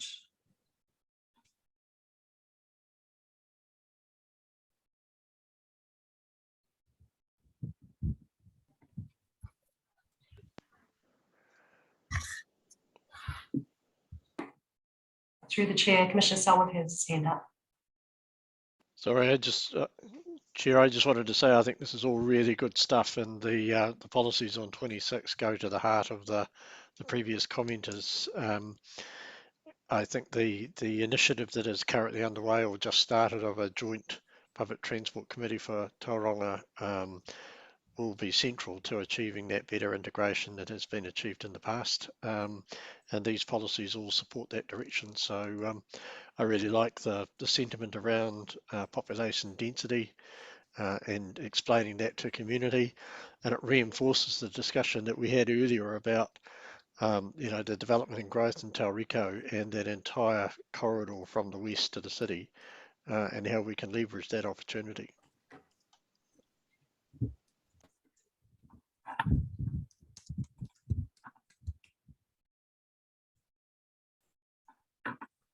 Okay, thank you. So I'll move on to the next policy. Oh, we've got Phil Thomas has his hand up as well. Thank you, and through you, Chair.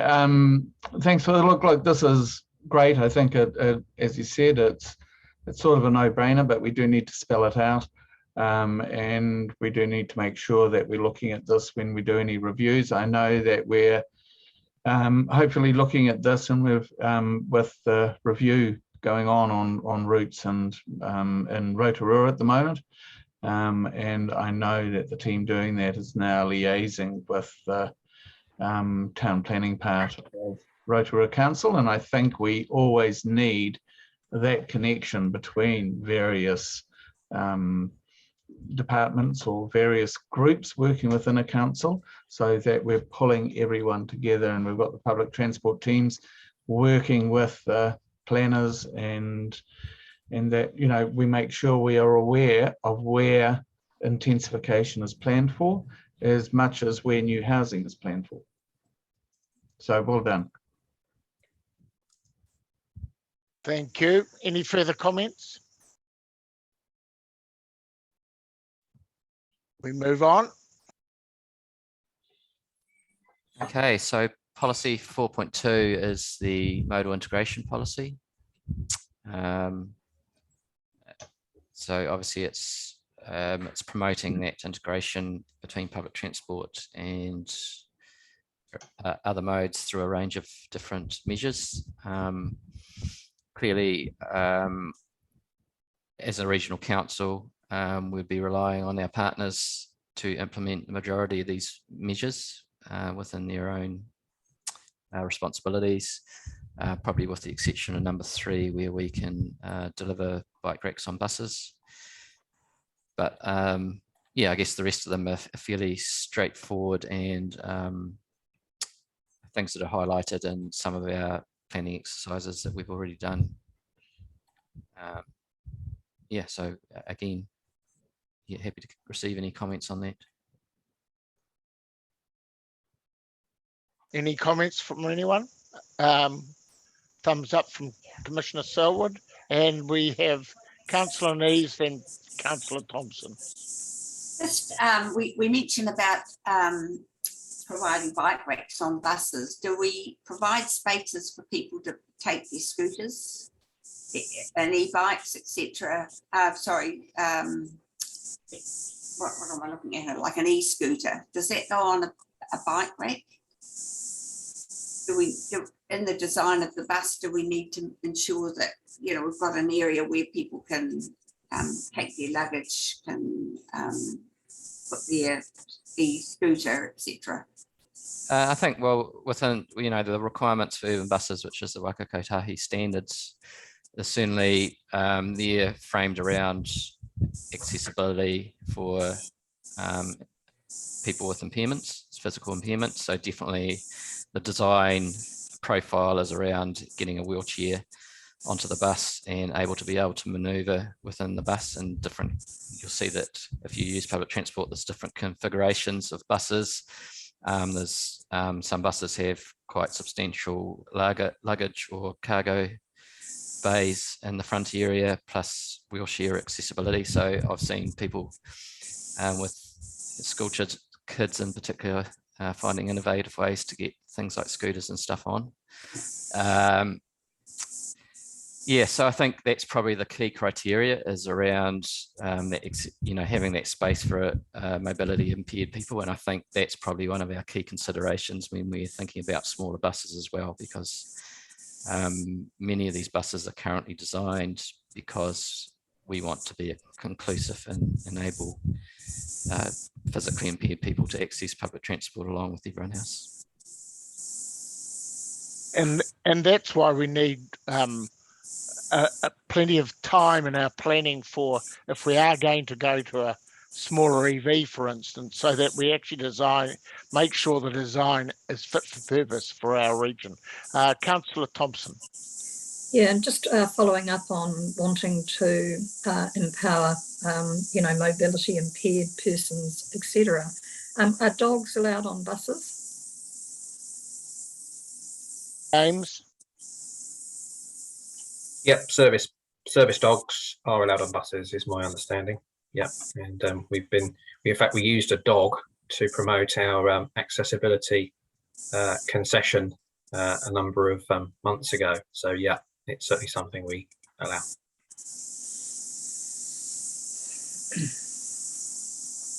Moving on, James. Bron.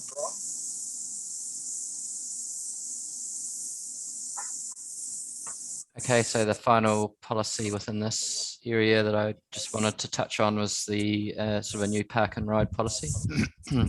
This came out of our discussion at the previous workshop. So really it's a set of high-level principles that we'd like to highlight from a public transport perspective that are important when investigating and developing park and ride facilities. So essentially these draw on a number of principles and policies that are in Auckland and Wellington RPTPs. So not trying to reinvent the wheel, but obviously they have quite well-established park and ride systems and have a lot of experience in those areas. So basically drawing on the principles that they put forward. And it's really, yeah, some of those just strategic considerations when you're looking at park and ride, rather than just here's a convenient place to put a park and ride facility. Yeah, so can you feedback on that? I've got Commissioner Selwood, Councillor Nees, and the cicadas in Paula's backyard. In that order. Thank you, Chair. I'd be a little bit wary following too closely Auckland Transport's policy on park and ride. Their current philosophy is very much centred on number one in this bullet point, but the downs, and I understand the logic of it from a systems point of view. You want to get as many people on the feeder buses and then transferring to an express bus, which is basically how they operate their system. What it doesn't take account of, though, is actually customer needs and expectations. And the reality is that one of the reasons people don't take feeder buses and prefer to drive to a park and ride is because those feeder buses meander their way around every suburb, street and bus stop, take ages to get to the bus transfer, and doesn't meet people's commuting needs. And there have been enormous issues with the lack of parking capacity at the park and ride, particularly on the North Shore for the North Shore busway, where it seems very clear based on anecdote. I don't know that there's any specific data that's been gathered for this, but commuters are very clearly expressing that they would use the bus and the bus system much more frequently if they could access park and ride in those locations, but they're not going to get on a feeder bus to transfer to an express bus because it takes too long. So just a little bit of kind of perspective on that. I understand the logic. If you're too doctrinaire on those matters, you won't get patronage. Thank you for that feedback, Councillor Nees. Yes, thank you. I'm just wondering whether it's my brain, but when you talk about computer's gone crazy. When you talk about at locations only where, sorry, I'll just find it. Only where there's high population densities, etc. Are you talking about they are servicing an area that has a large population, or are you talking about that there's high population densities in close proximity to where the park and ride is? Because I think they're two different things. For example, at Tamanga, there's not high population density there, but it would potentially service a large population. So that, you know, I think I was a bit confused about what we were actually saying there. So the intent of clause 1 is really a sort of a hierarchy of consideration. So you'd only consider park and ride where all your other options are not viable. So you'd first consider things like feeder services or on-demand services or active modes to service these areas. If that is not achievable because of, for example, low population densities means a feeder service is not viable, or topography makes a feeder service unviable, or there are other constraints of a similar form, then you consider a park and ride as your sort of next option. Right. That's the intent of the wording. I just think of my own situation where I cannot use a bus because, and I cannot use the active modes to get to a bus because I've got help with a very steep hill up in the top and bottom of my road. There's, if I wanted to catch a bus, I would have to go and park at the lakes in the car park, and they move you away after 90 minutes or whatever it is. So that would probably fulfill those criteria. You live in a low density populated area, you're outside the bottlenecks. So, you know, when you're thinking about locations, you'd go, okay, is that an appropriate place for a location where a person like you could access a park and ride facility, not get your vehicle towed away, and then access an express service into town to meet your commuter requirements. I just feel the wording is a bit confusing. Like when you say consider it only at locations where topography means it's suitable. Yep, sure. I'll have another look at that wording and thanks yeah, for clarifying. I mean, yeah. if it's not clear, then it's not working. So I'll have another look at that. I understand the principle, but it's whether they are the conditions where you're actually putting the park and ride or the consideration of the people that are going to be using it are having to deal with, you know, that they live in areas where it's steep, so they can't walk. That was my difficulty. Thank you, Councillor Nees. We move on to Councillor Thompson, followed by Councillor Browning, Mr. Thomas, in that order. Thank you. Yeah, firstly, apologies to non-Tauranga members of this committee. It's obviously been pretty Tauranga-centric, so apologies for that.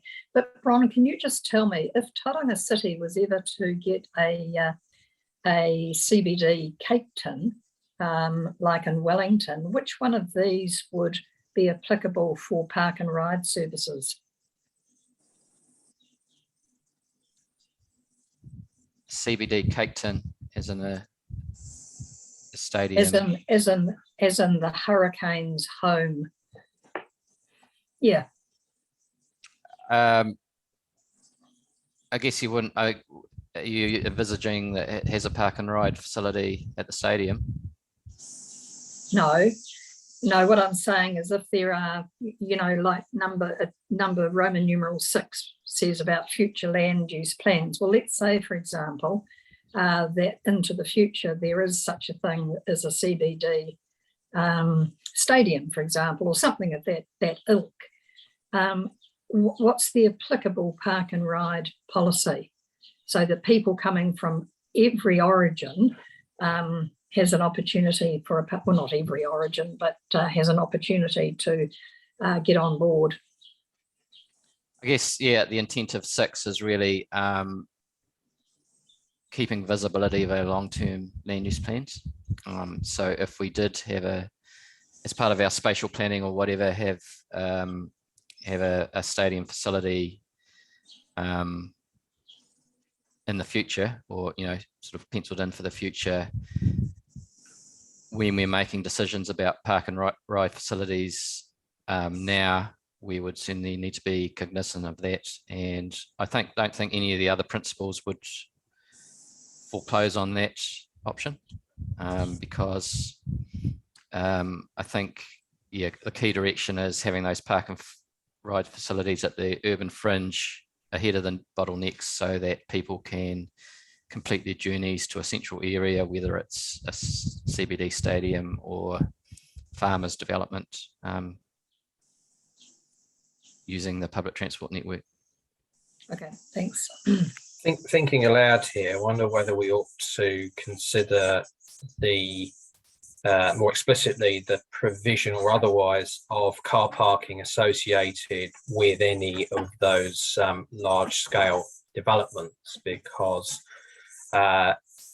something on the scale of a cake tin would ordinarily require a lot of parking to go with it. And actually it might mean that the whole development isn't viable. And that's where park and ride could actually be really helpful, because we would say we could consider developments in locations where perhaps there isn't enough parking otherwise, if park and ride becomes an alternative potential way of people getting to the site. So I know in the UK they've done that quite a lot, where they said, well, ordinarily we just wouldn't provide the development because there isn't enough parking.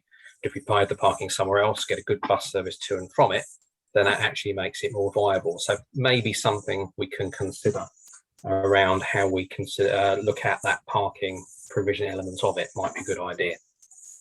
Cardiff Parks in Wales is a prime example of that. There's no parking around it. Everybody transfers there by train or bus. Yeah, that's absolutely right, Councillor Andrew. And yeah, if you see how much people drink around that, you'll be very glad they're on the train and the bus. Exactly. Councillor Brunning, followed by Mr. Thomas. Yeah, we've talked endlessly, I suppose, over the years about park and ride. I just want to make the point that 2/3 of the Western Bay population is Tauranga based and 1/3 is rural based. And a lot of those people work in Tauranga. So I would suggest that probably half the congestion, half the traffic that is in Tauranga is actually coming from the rural or the Western Bay area. And that's where I think park and ride we have to aim for. I know it's going to be over time, but it's that traffic coming in, going in and out of Tauranga from the Greater Western Bay area. Thank you, Mr. Thomas. Thank you, Chair.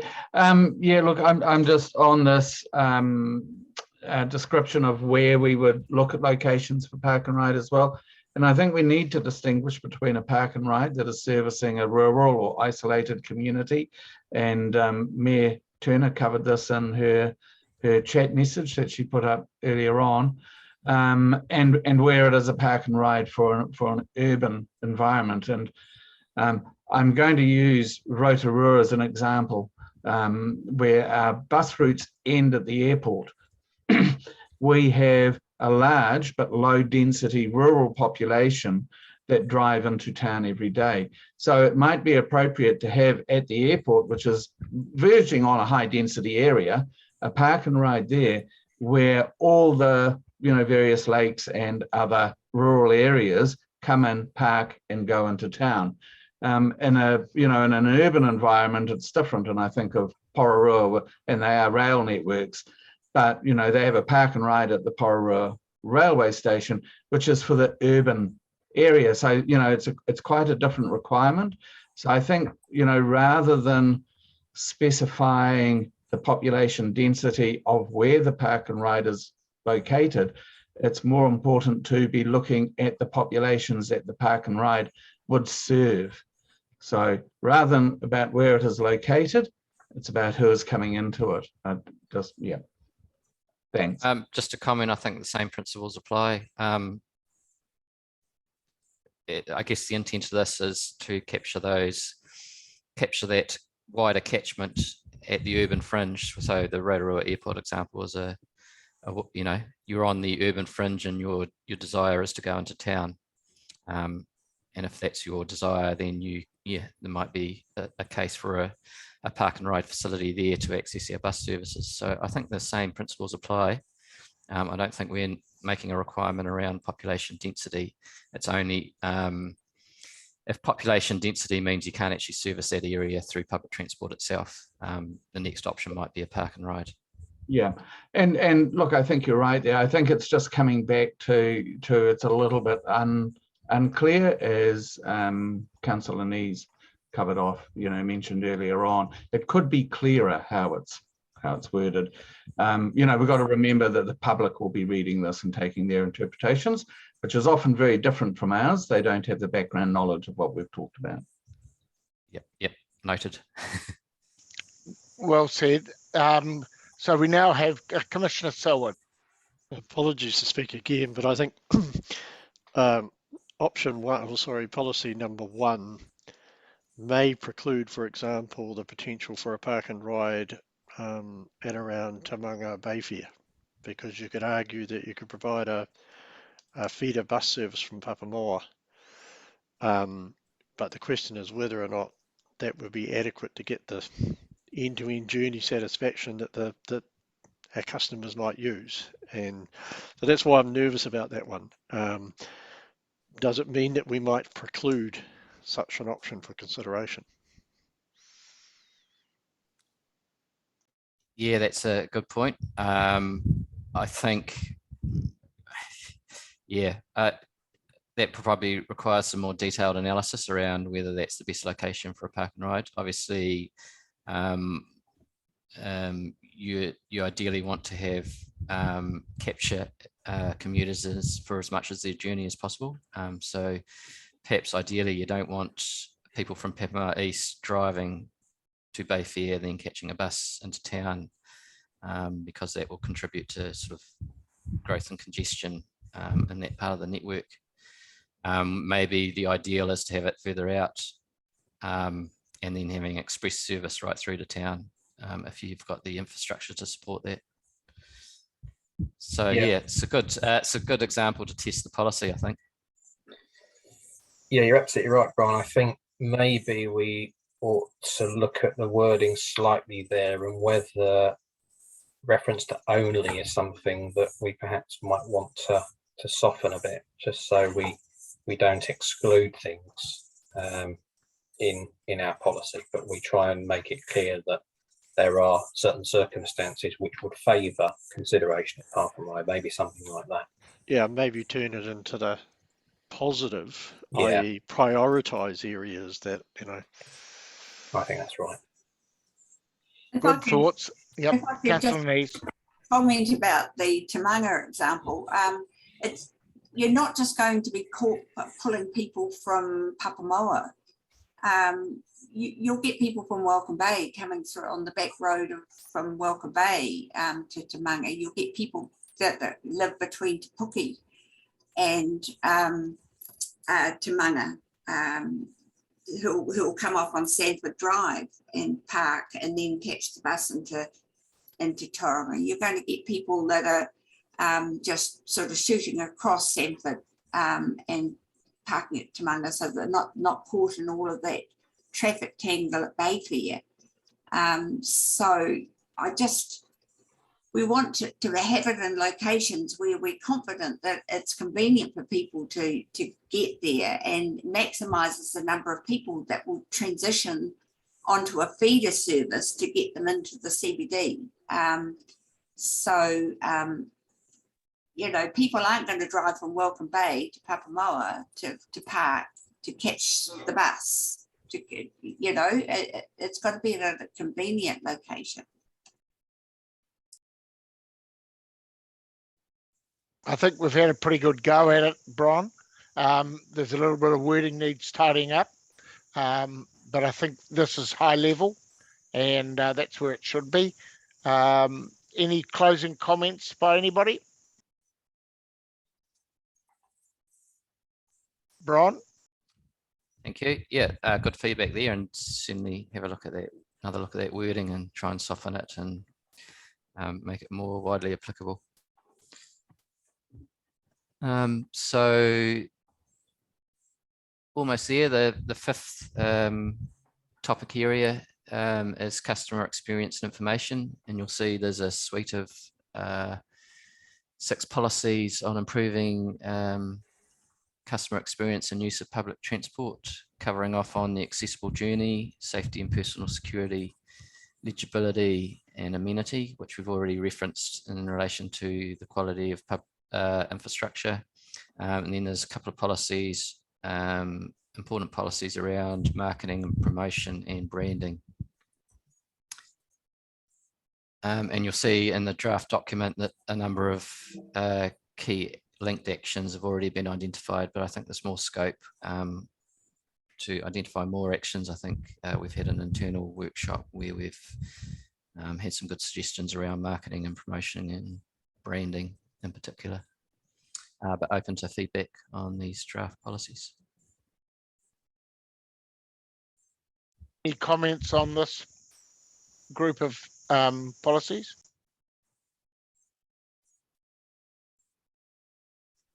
We look pretty zoned out on it, I think. Okay, I'll take that as an assumption that people are reasonably comfortable with where they've landed.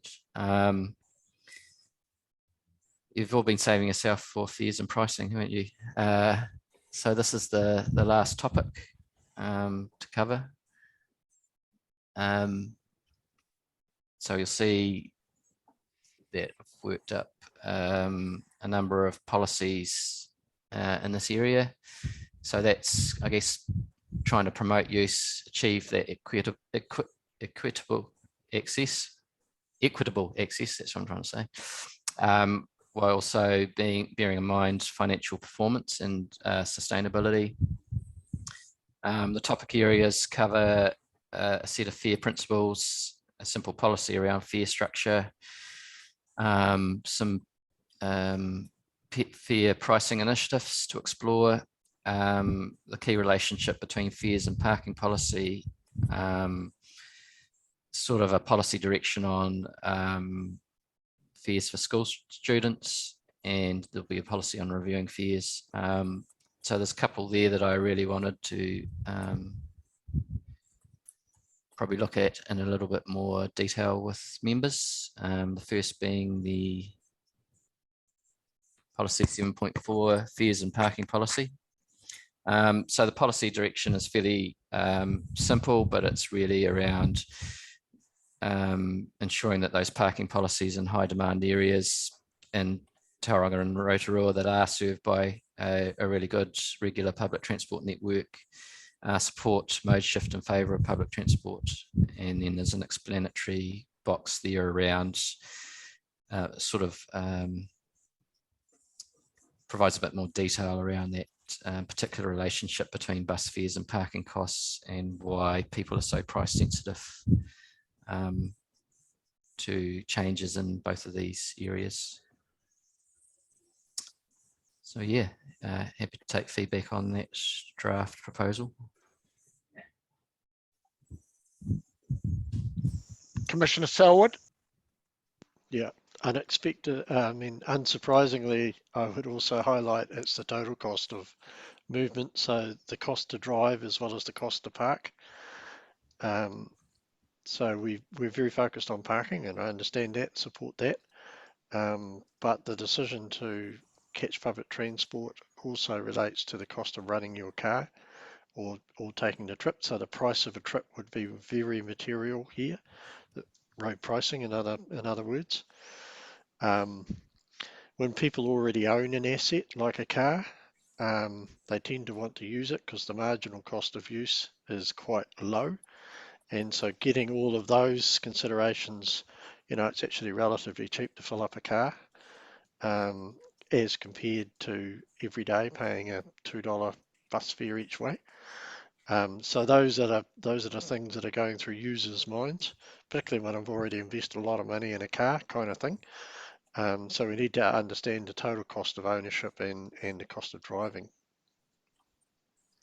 Yeah, I agree. I think the same principles apply to, if we're talking about road pricing mechanisms, it's very similar to parking costs.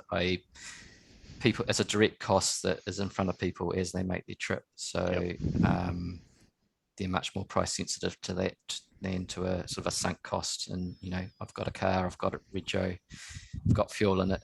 I may as well make that trip.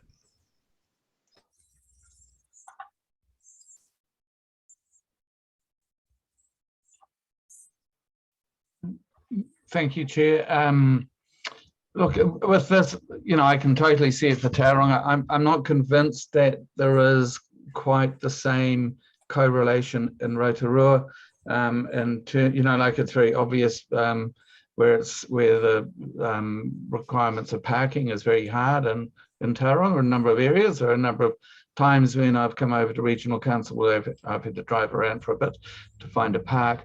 I don't know that exists in Rotorua, and if it does, if there are high demand parking areas, they're very small. So I'm just not sure that it's going to be an appropriate tool in Rotorua in the next few years. 10, 20 years down track, maybe, but I'm just not convinced of its applicability in Rotorua currently.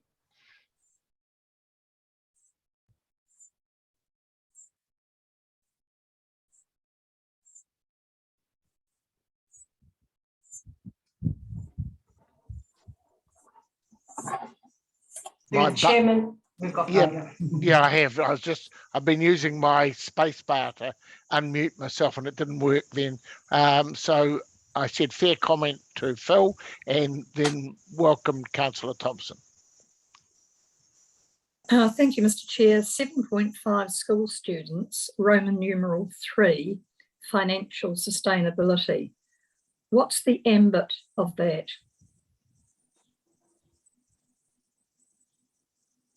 Okay. I guess if people are finished with the parking cost discussion, we can move into this one.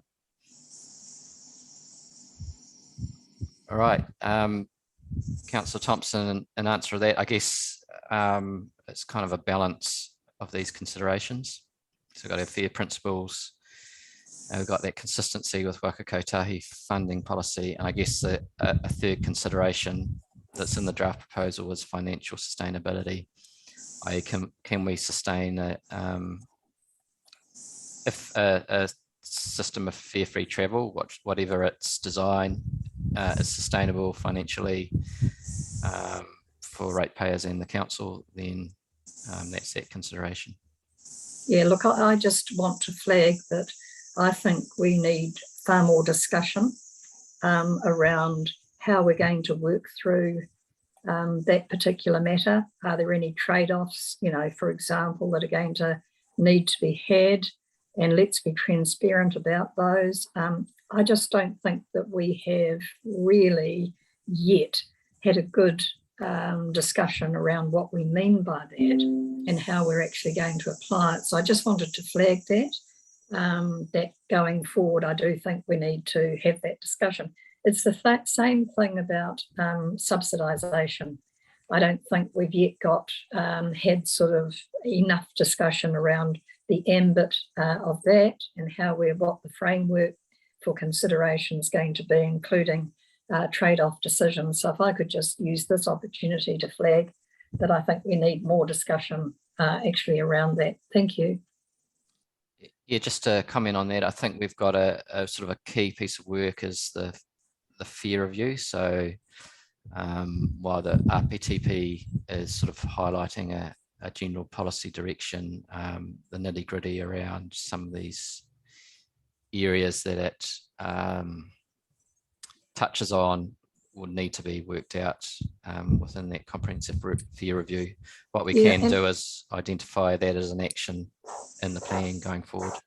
Yeah, thank you. Just one little example, if I could give, you know, rates demands have just gone out and, you know, the PT targeted rate is pretty transparent, and I would be very interested to know what kind of negative feedback we as an organisation are actually attracting in terms of that, because that would be one piece of feedback that I'd be interested in, but that's just part of a basket of feedback that we need, or a basket of info that we need. So thanks for that, Bron. Yeah, thanks, Councillor Paul. And just to reiterate, we are certainly looking to get some direction relatively soon from councillors about the appetite to effectively make the existing trial free fares permanent. At some point, we've got to make a call around that. And as you rightly say, what we need to be able to do is look at all of the costs and benefits and ask ourselves, you know, are we willing to trade off one against the other? And interestingly, if we did go down a route of saying that, you know, we were going to make free fares permanent, the fare review would then need to say, well, okay, there are other target markets, and Commissioner Stephen, I think, made a really interesting point earlier that he might be actually willing to pay more than the current fare, so we could identify markets where people actually would be willing to pay. That might be a way of getting a greater level of financial sustainability, and fundamentally it's all about working out, you know, who would really benefit and deserve from free or cheap fares versus who would actually be willing to pay more for a good service. So some really interesting issues to work through there. I think that's Councillor Thompson's raised a really pertinent issue, and we do need to have a really good discussion on this, because at the end of the day, if we make it permanent, it's going to double double the amount of subsidy, because NZTA have been very clear that they won't long-term subsidise. They will for a trial, but they won't long-term. And so the potential is that we would double our cost input on these from a regional council rating perspective, because we are 100% targeted. So that's a discussion for the future. So I've still got Councillor Nees and then Commissioner Selwood. Thank you. Just a comment. For school students, we've got consistency with Waka Kotahi funding policy, but we do have the Super Gold Card scheme that provides free fares for Super Gold Card holders. And I just wonder whether we shouldn't have something in one of the earlier policies for fare principles that fits in with government fare policies or something like that. Because we have made a decision, haven't we, to extend free fares for Super Gold Card holders over and above what the government said. So maybe just put something in there that will cover off that Super Gold Card consideration. So is that extending or complementing? I'm not sure how you do it, but I'm just saying we haven't got anything that covers Super Gold Card and the fact that those holders have free access because it's government policy. And then we subsequently made a decision to extend it. So we just need to have something that will pick that up. Needs to recognise it. Commissioner Selwood. Yeah, I may be coming from a slightly different perspective here, because my view is that the cost of public transport is not a huge deterrent to patronage. I think the fares are really cheap as they are. The problem is that we're not paying enough for car use. That's the problem. And so our failure to charge the cost of that marginal trip on the network forces us to consistently drive down the cost of public transport to try and compete on price in the motorist's mind. So it's just driving perverse outcomes, because we all know that there is no such thing as a free trip. But the reality is that most motorists think that their trips are free. And until we change that, we're going to be in this constant dilemma of having to fund more and better public transport services on a diminishing revenue base because we're trying to attract people across to a bus so that they can have a free trip. So, I mean, it fundamentally underlines the need to get our pricing structures right. And we've got a fundamental flaw in our system, and until we address it, we're on a rat race to zero out, bottom out. No money and high cost service. Yeah, thanks, Commissioner Stephen. I think you've just absolutely summed up the challenge we have in the fare review completely. So it'll be an interesting piece of work to go through. Councillor Thompson. Yeah, look, I would never want to disagree with Commissioner Selwood, and he makes an extremely valid point. Having said that, I will defend to the death the benefits that have accrued, not just from a patronage point of view, but from social perspectives, the free fares for children. And I talk regularly with families in and around the Otamotai area. And, the cost is a factor for families, and that has been hugely advantageous, as well as the cost benefit of actually parents getting an extra 2 hours a day back into their lives. So I absolutely respect Commissioner Selwood, very, very valid point. But we do have to have some flexibility and have regard to that wider cost benefit and trade-off scenario. And I look forward to us being able to do that. Thank you. Well said. I think that is a nice place to leave it, isn't it, Bron? Is that our last slide? Yes, that's pretty much it. So essentially just a bit of a wrap up and next steps.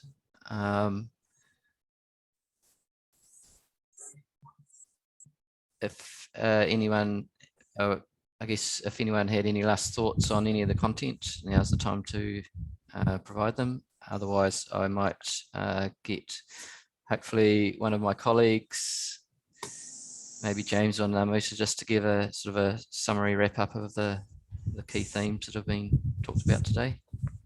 We'll give Namuta the last word.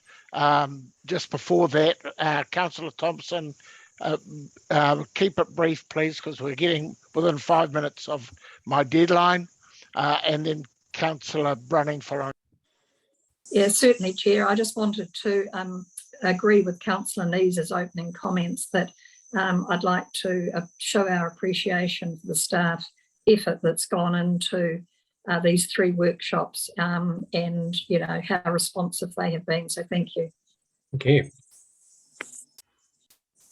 For Brunning and then Commissioner Selwood. Thank you.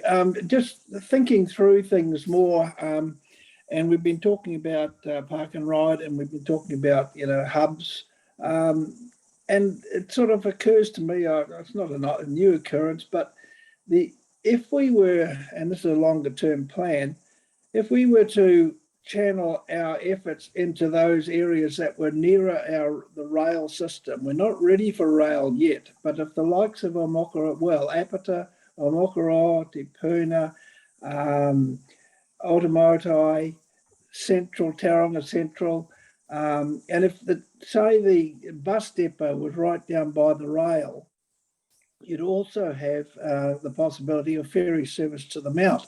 So you've got a major hub down there on the waterfront. I'm not saying put it right in the waterfront, and I don't know quite how you do it, but that consideration, and then going on over to Timanga, and then down to Te Puke, and ultimately Whangaroa if you wanted to. That seems to be something that we need to be working into our system for the future. So let's not put infrastructure in the wrong place. Thank you. Thank you. Commissioner Selwood, you've taken your hand down, is that correct? I was intending to give a thumbs up to Paula's comments, endorsing the efforts of the staff. I think this has been a very valuable workshop, and the content that has been put in front of us is of high caliber. So thank you for all your initiatives. Thank you. Comments, Bron, and then we'll get Namuta. I guess I just wanted to perhaps jump in ahead of a summary and sort of talking about next steps. Obviously, I'm conscious that our current project plan has the committee making a decision to release the draft RPTP for public consultation at its 17th of March meeting, which is coming up very quickly. So this would allow us to meet our original target of August 2022 for a final operative plan. Sort of noting that the committee's had a chance to probably review most of the key content, but not all of it. I'm just really wanting to gauge members' comfort with whether we press ahead with the current timeframe, or do you perhaps want an intermediate step where we workshop the draft document in its entirety before we, proceed to making that decision? If that was the case, we'd probably need to push this this timeline out a meeting cycle, i.e. making a decision to release in June rather than March. So I really just wanted to test where members are in terms of are they comfortable with pressing ahead to make a decision next meeting, or do we want to have another crack at it before then, before making a decision? Feedback?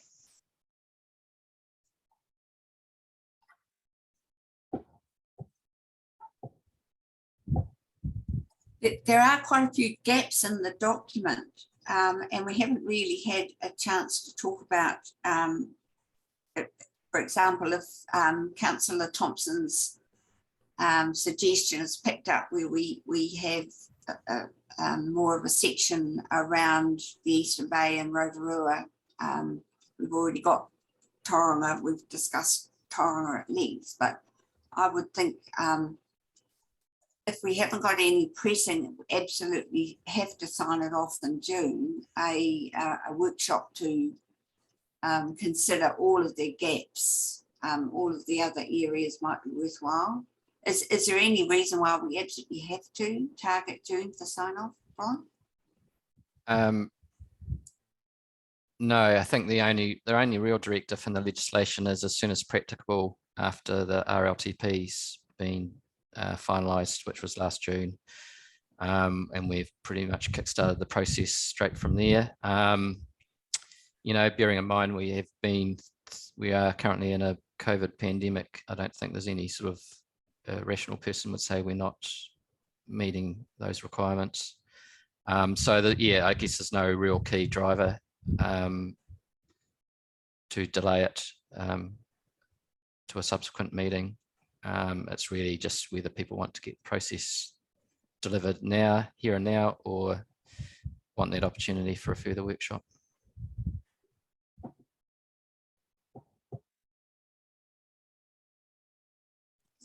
Further workshop.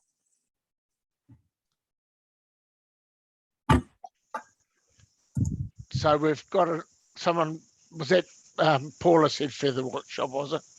Yeah, I think we're, personally, I think we're just too premature to have it at a final stage. I think we want to see it nearer to final before we sign it off.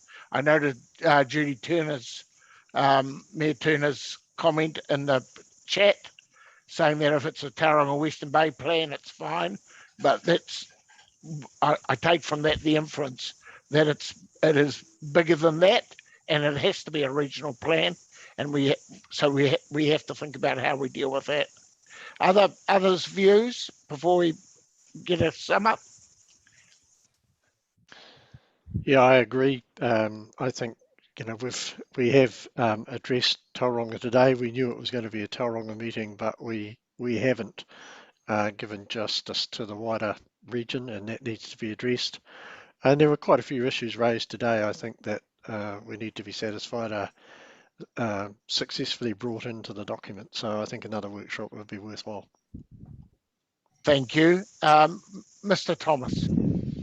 Thank you, Chair. And yes, I support another workshop as well, and also support Mayor Turner's comments. And look, it's absolutely essential we address the issues for Tauranga and Western Bay, but I do think we also need time to think about the rest of the region as well. So, yep, I support another workshop. Thank you. NZTA, Jessica, what are you thinking? Are you happy with the direction we're going?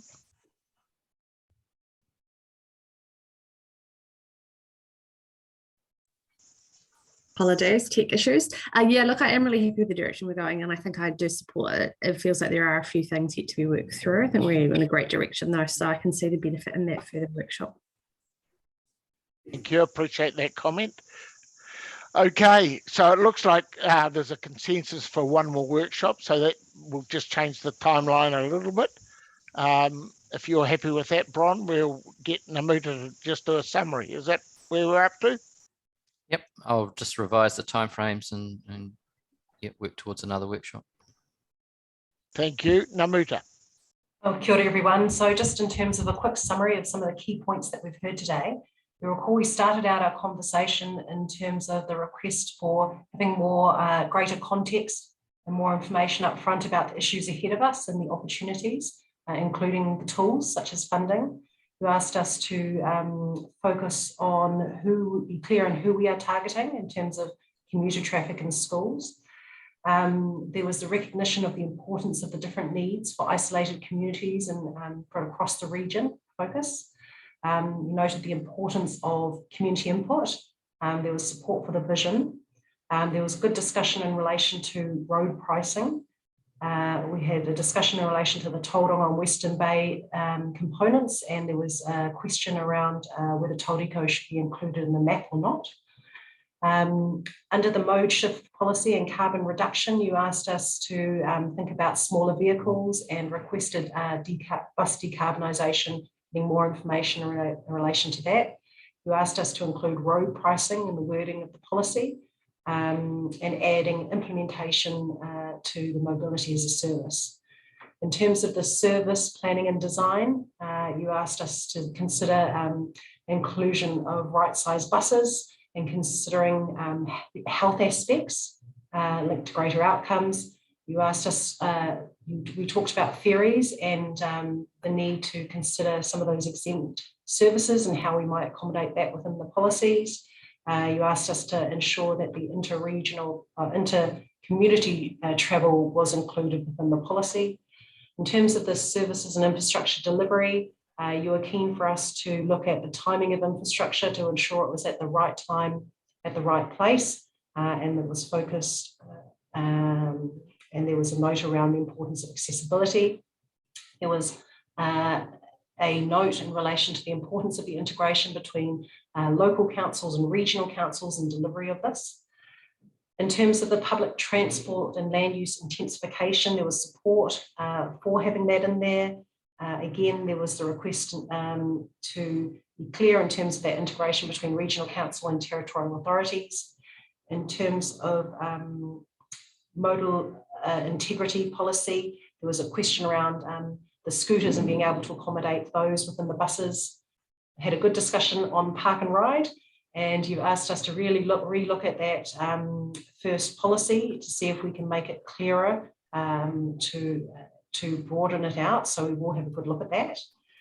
In terms of fares, you asked us to include broader consideration and understanding of the actual price of the trips, including the costs of cars.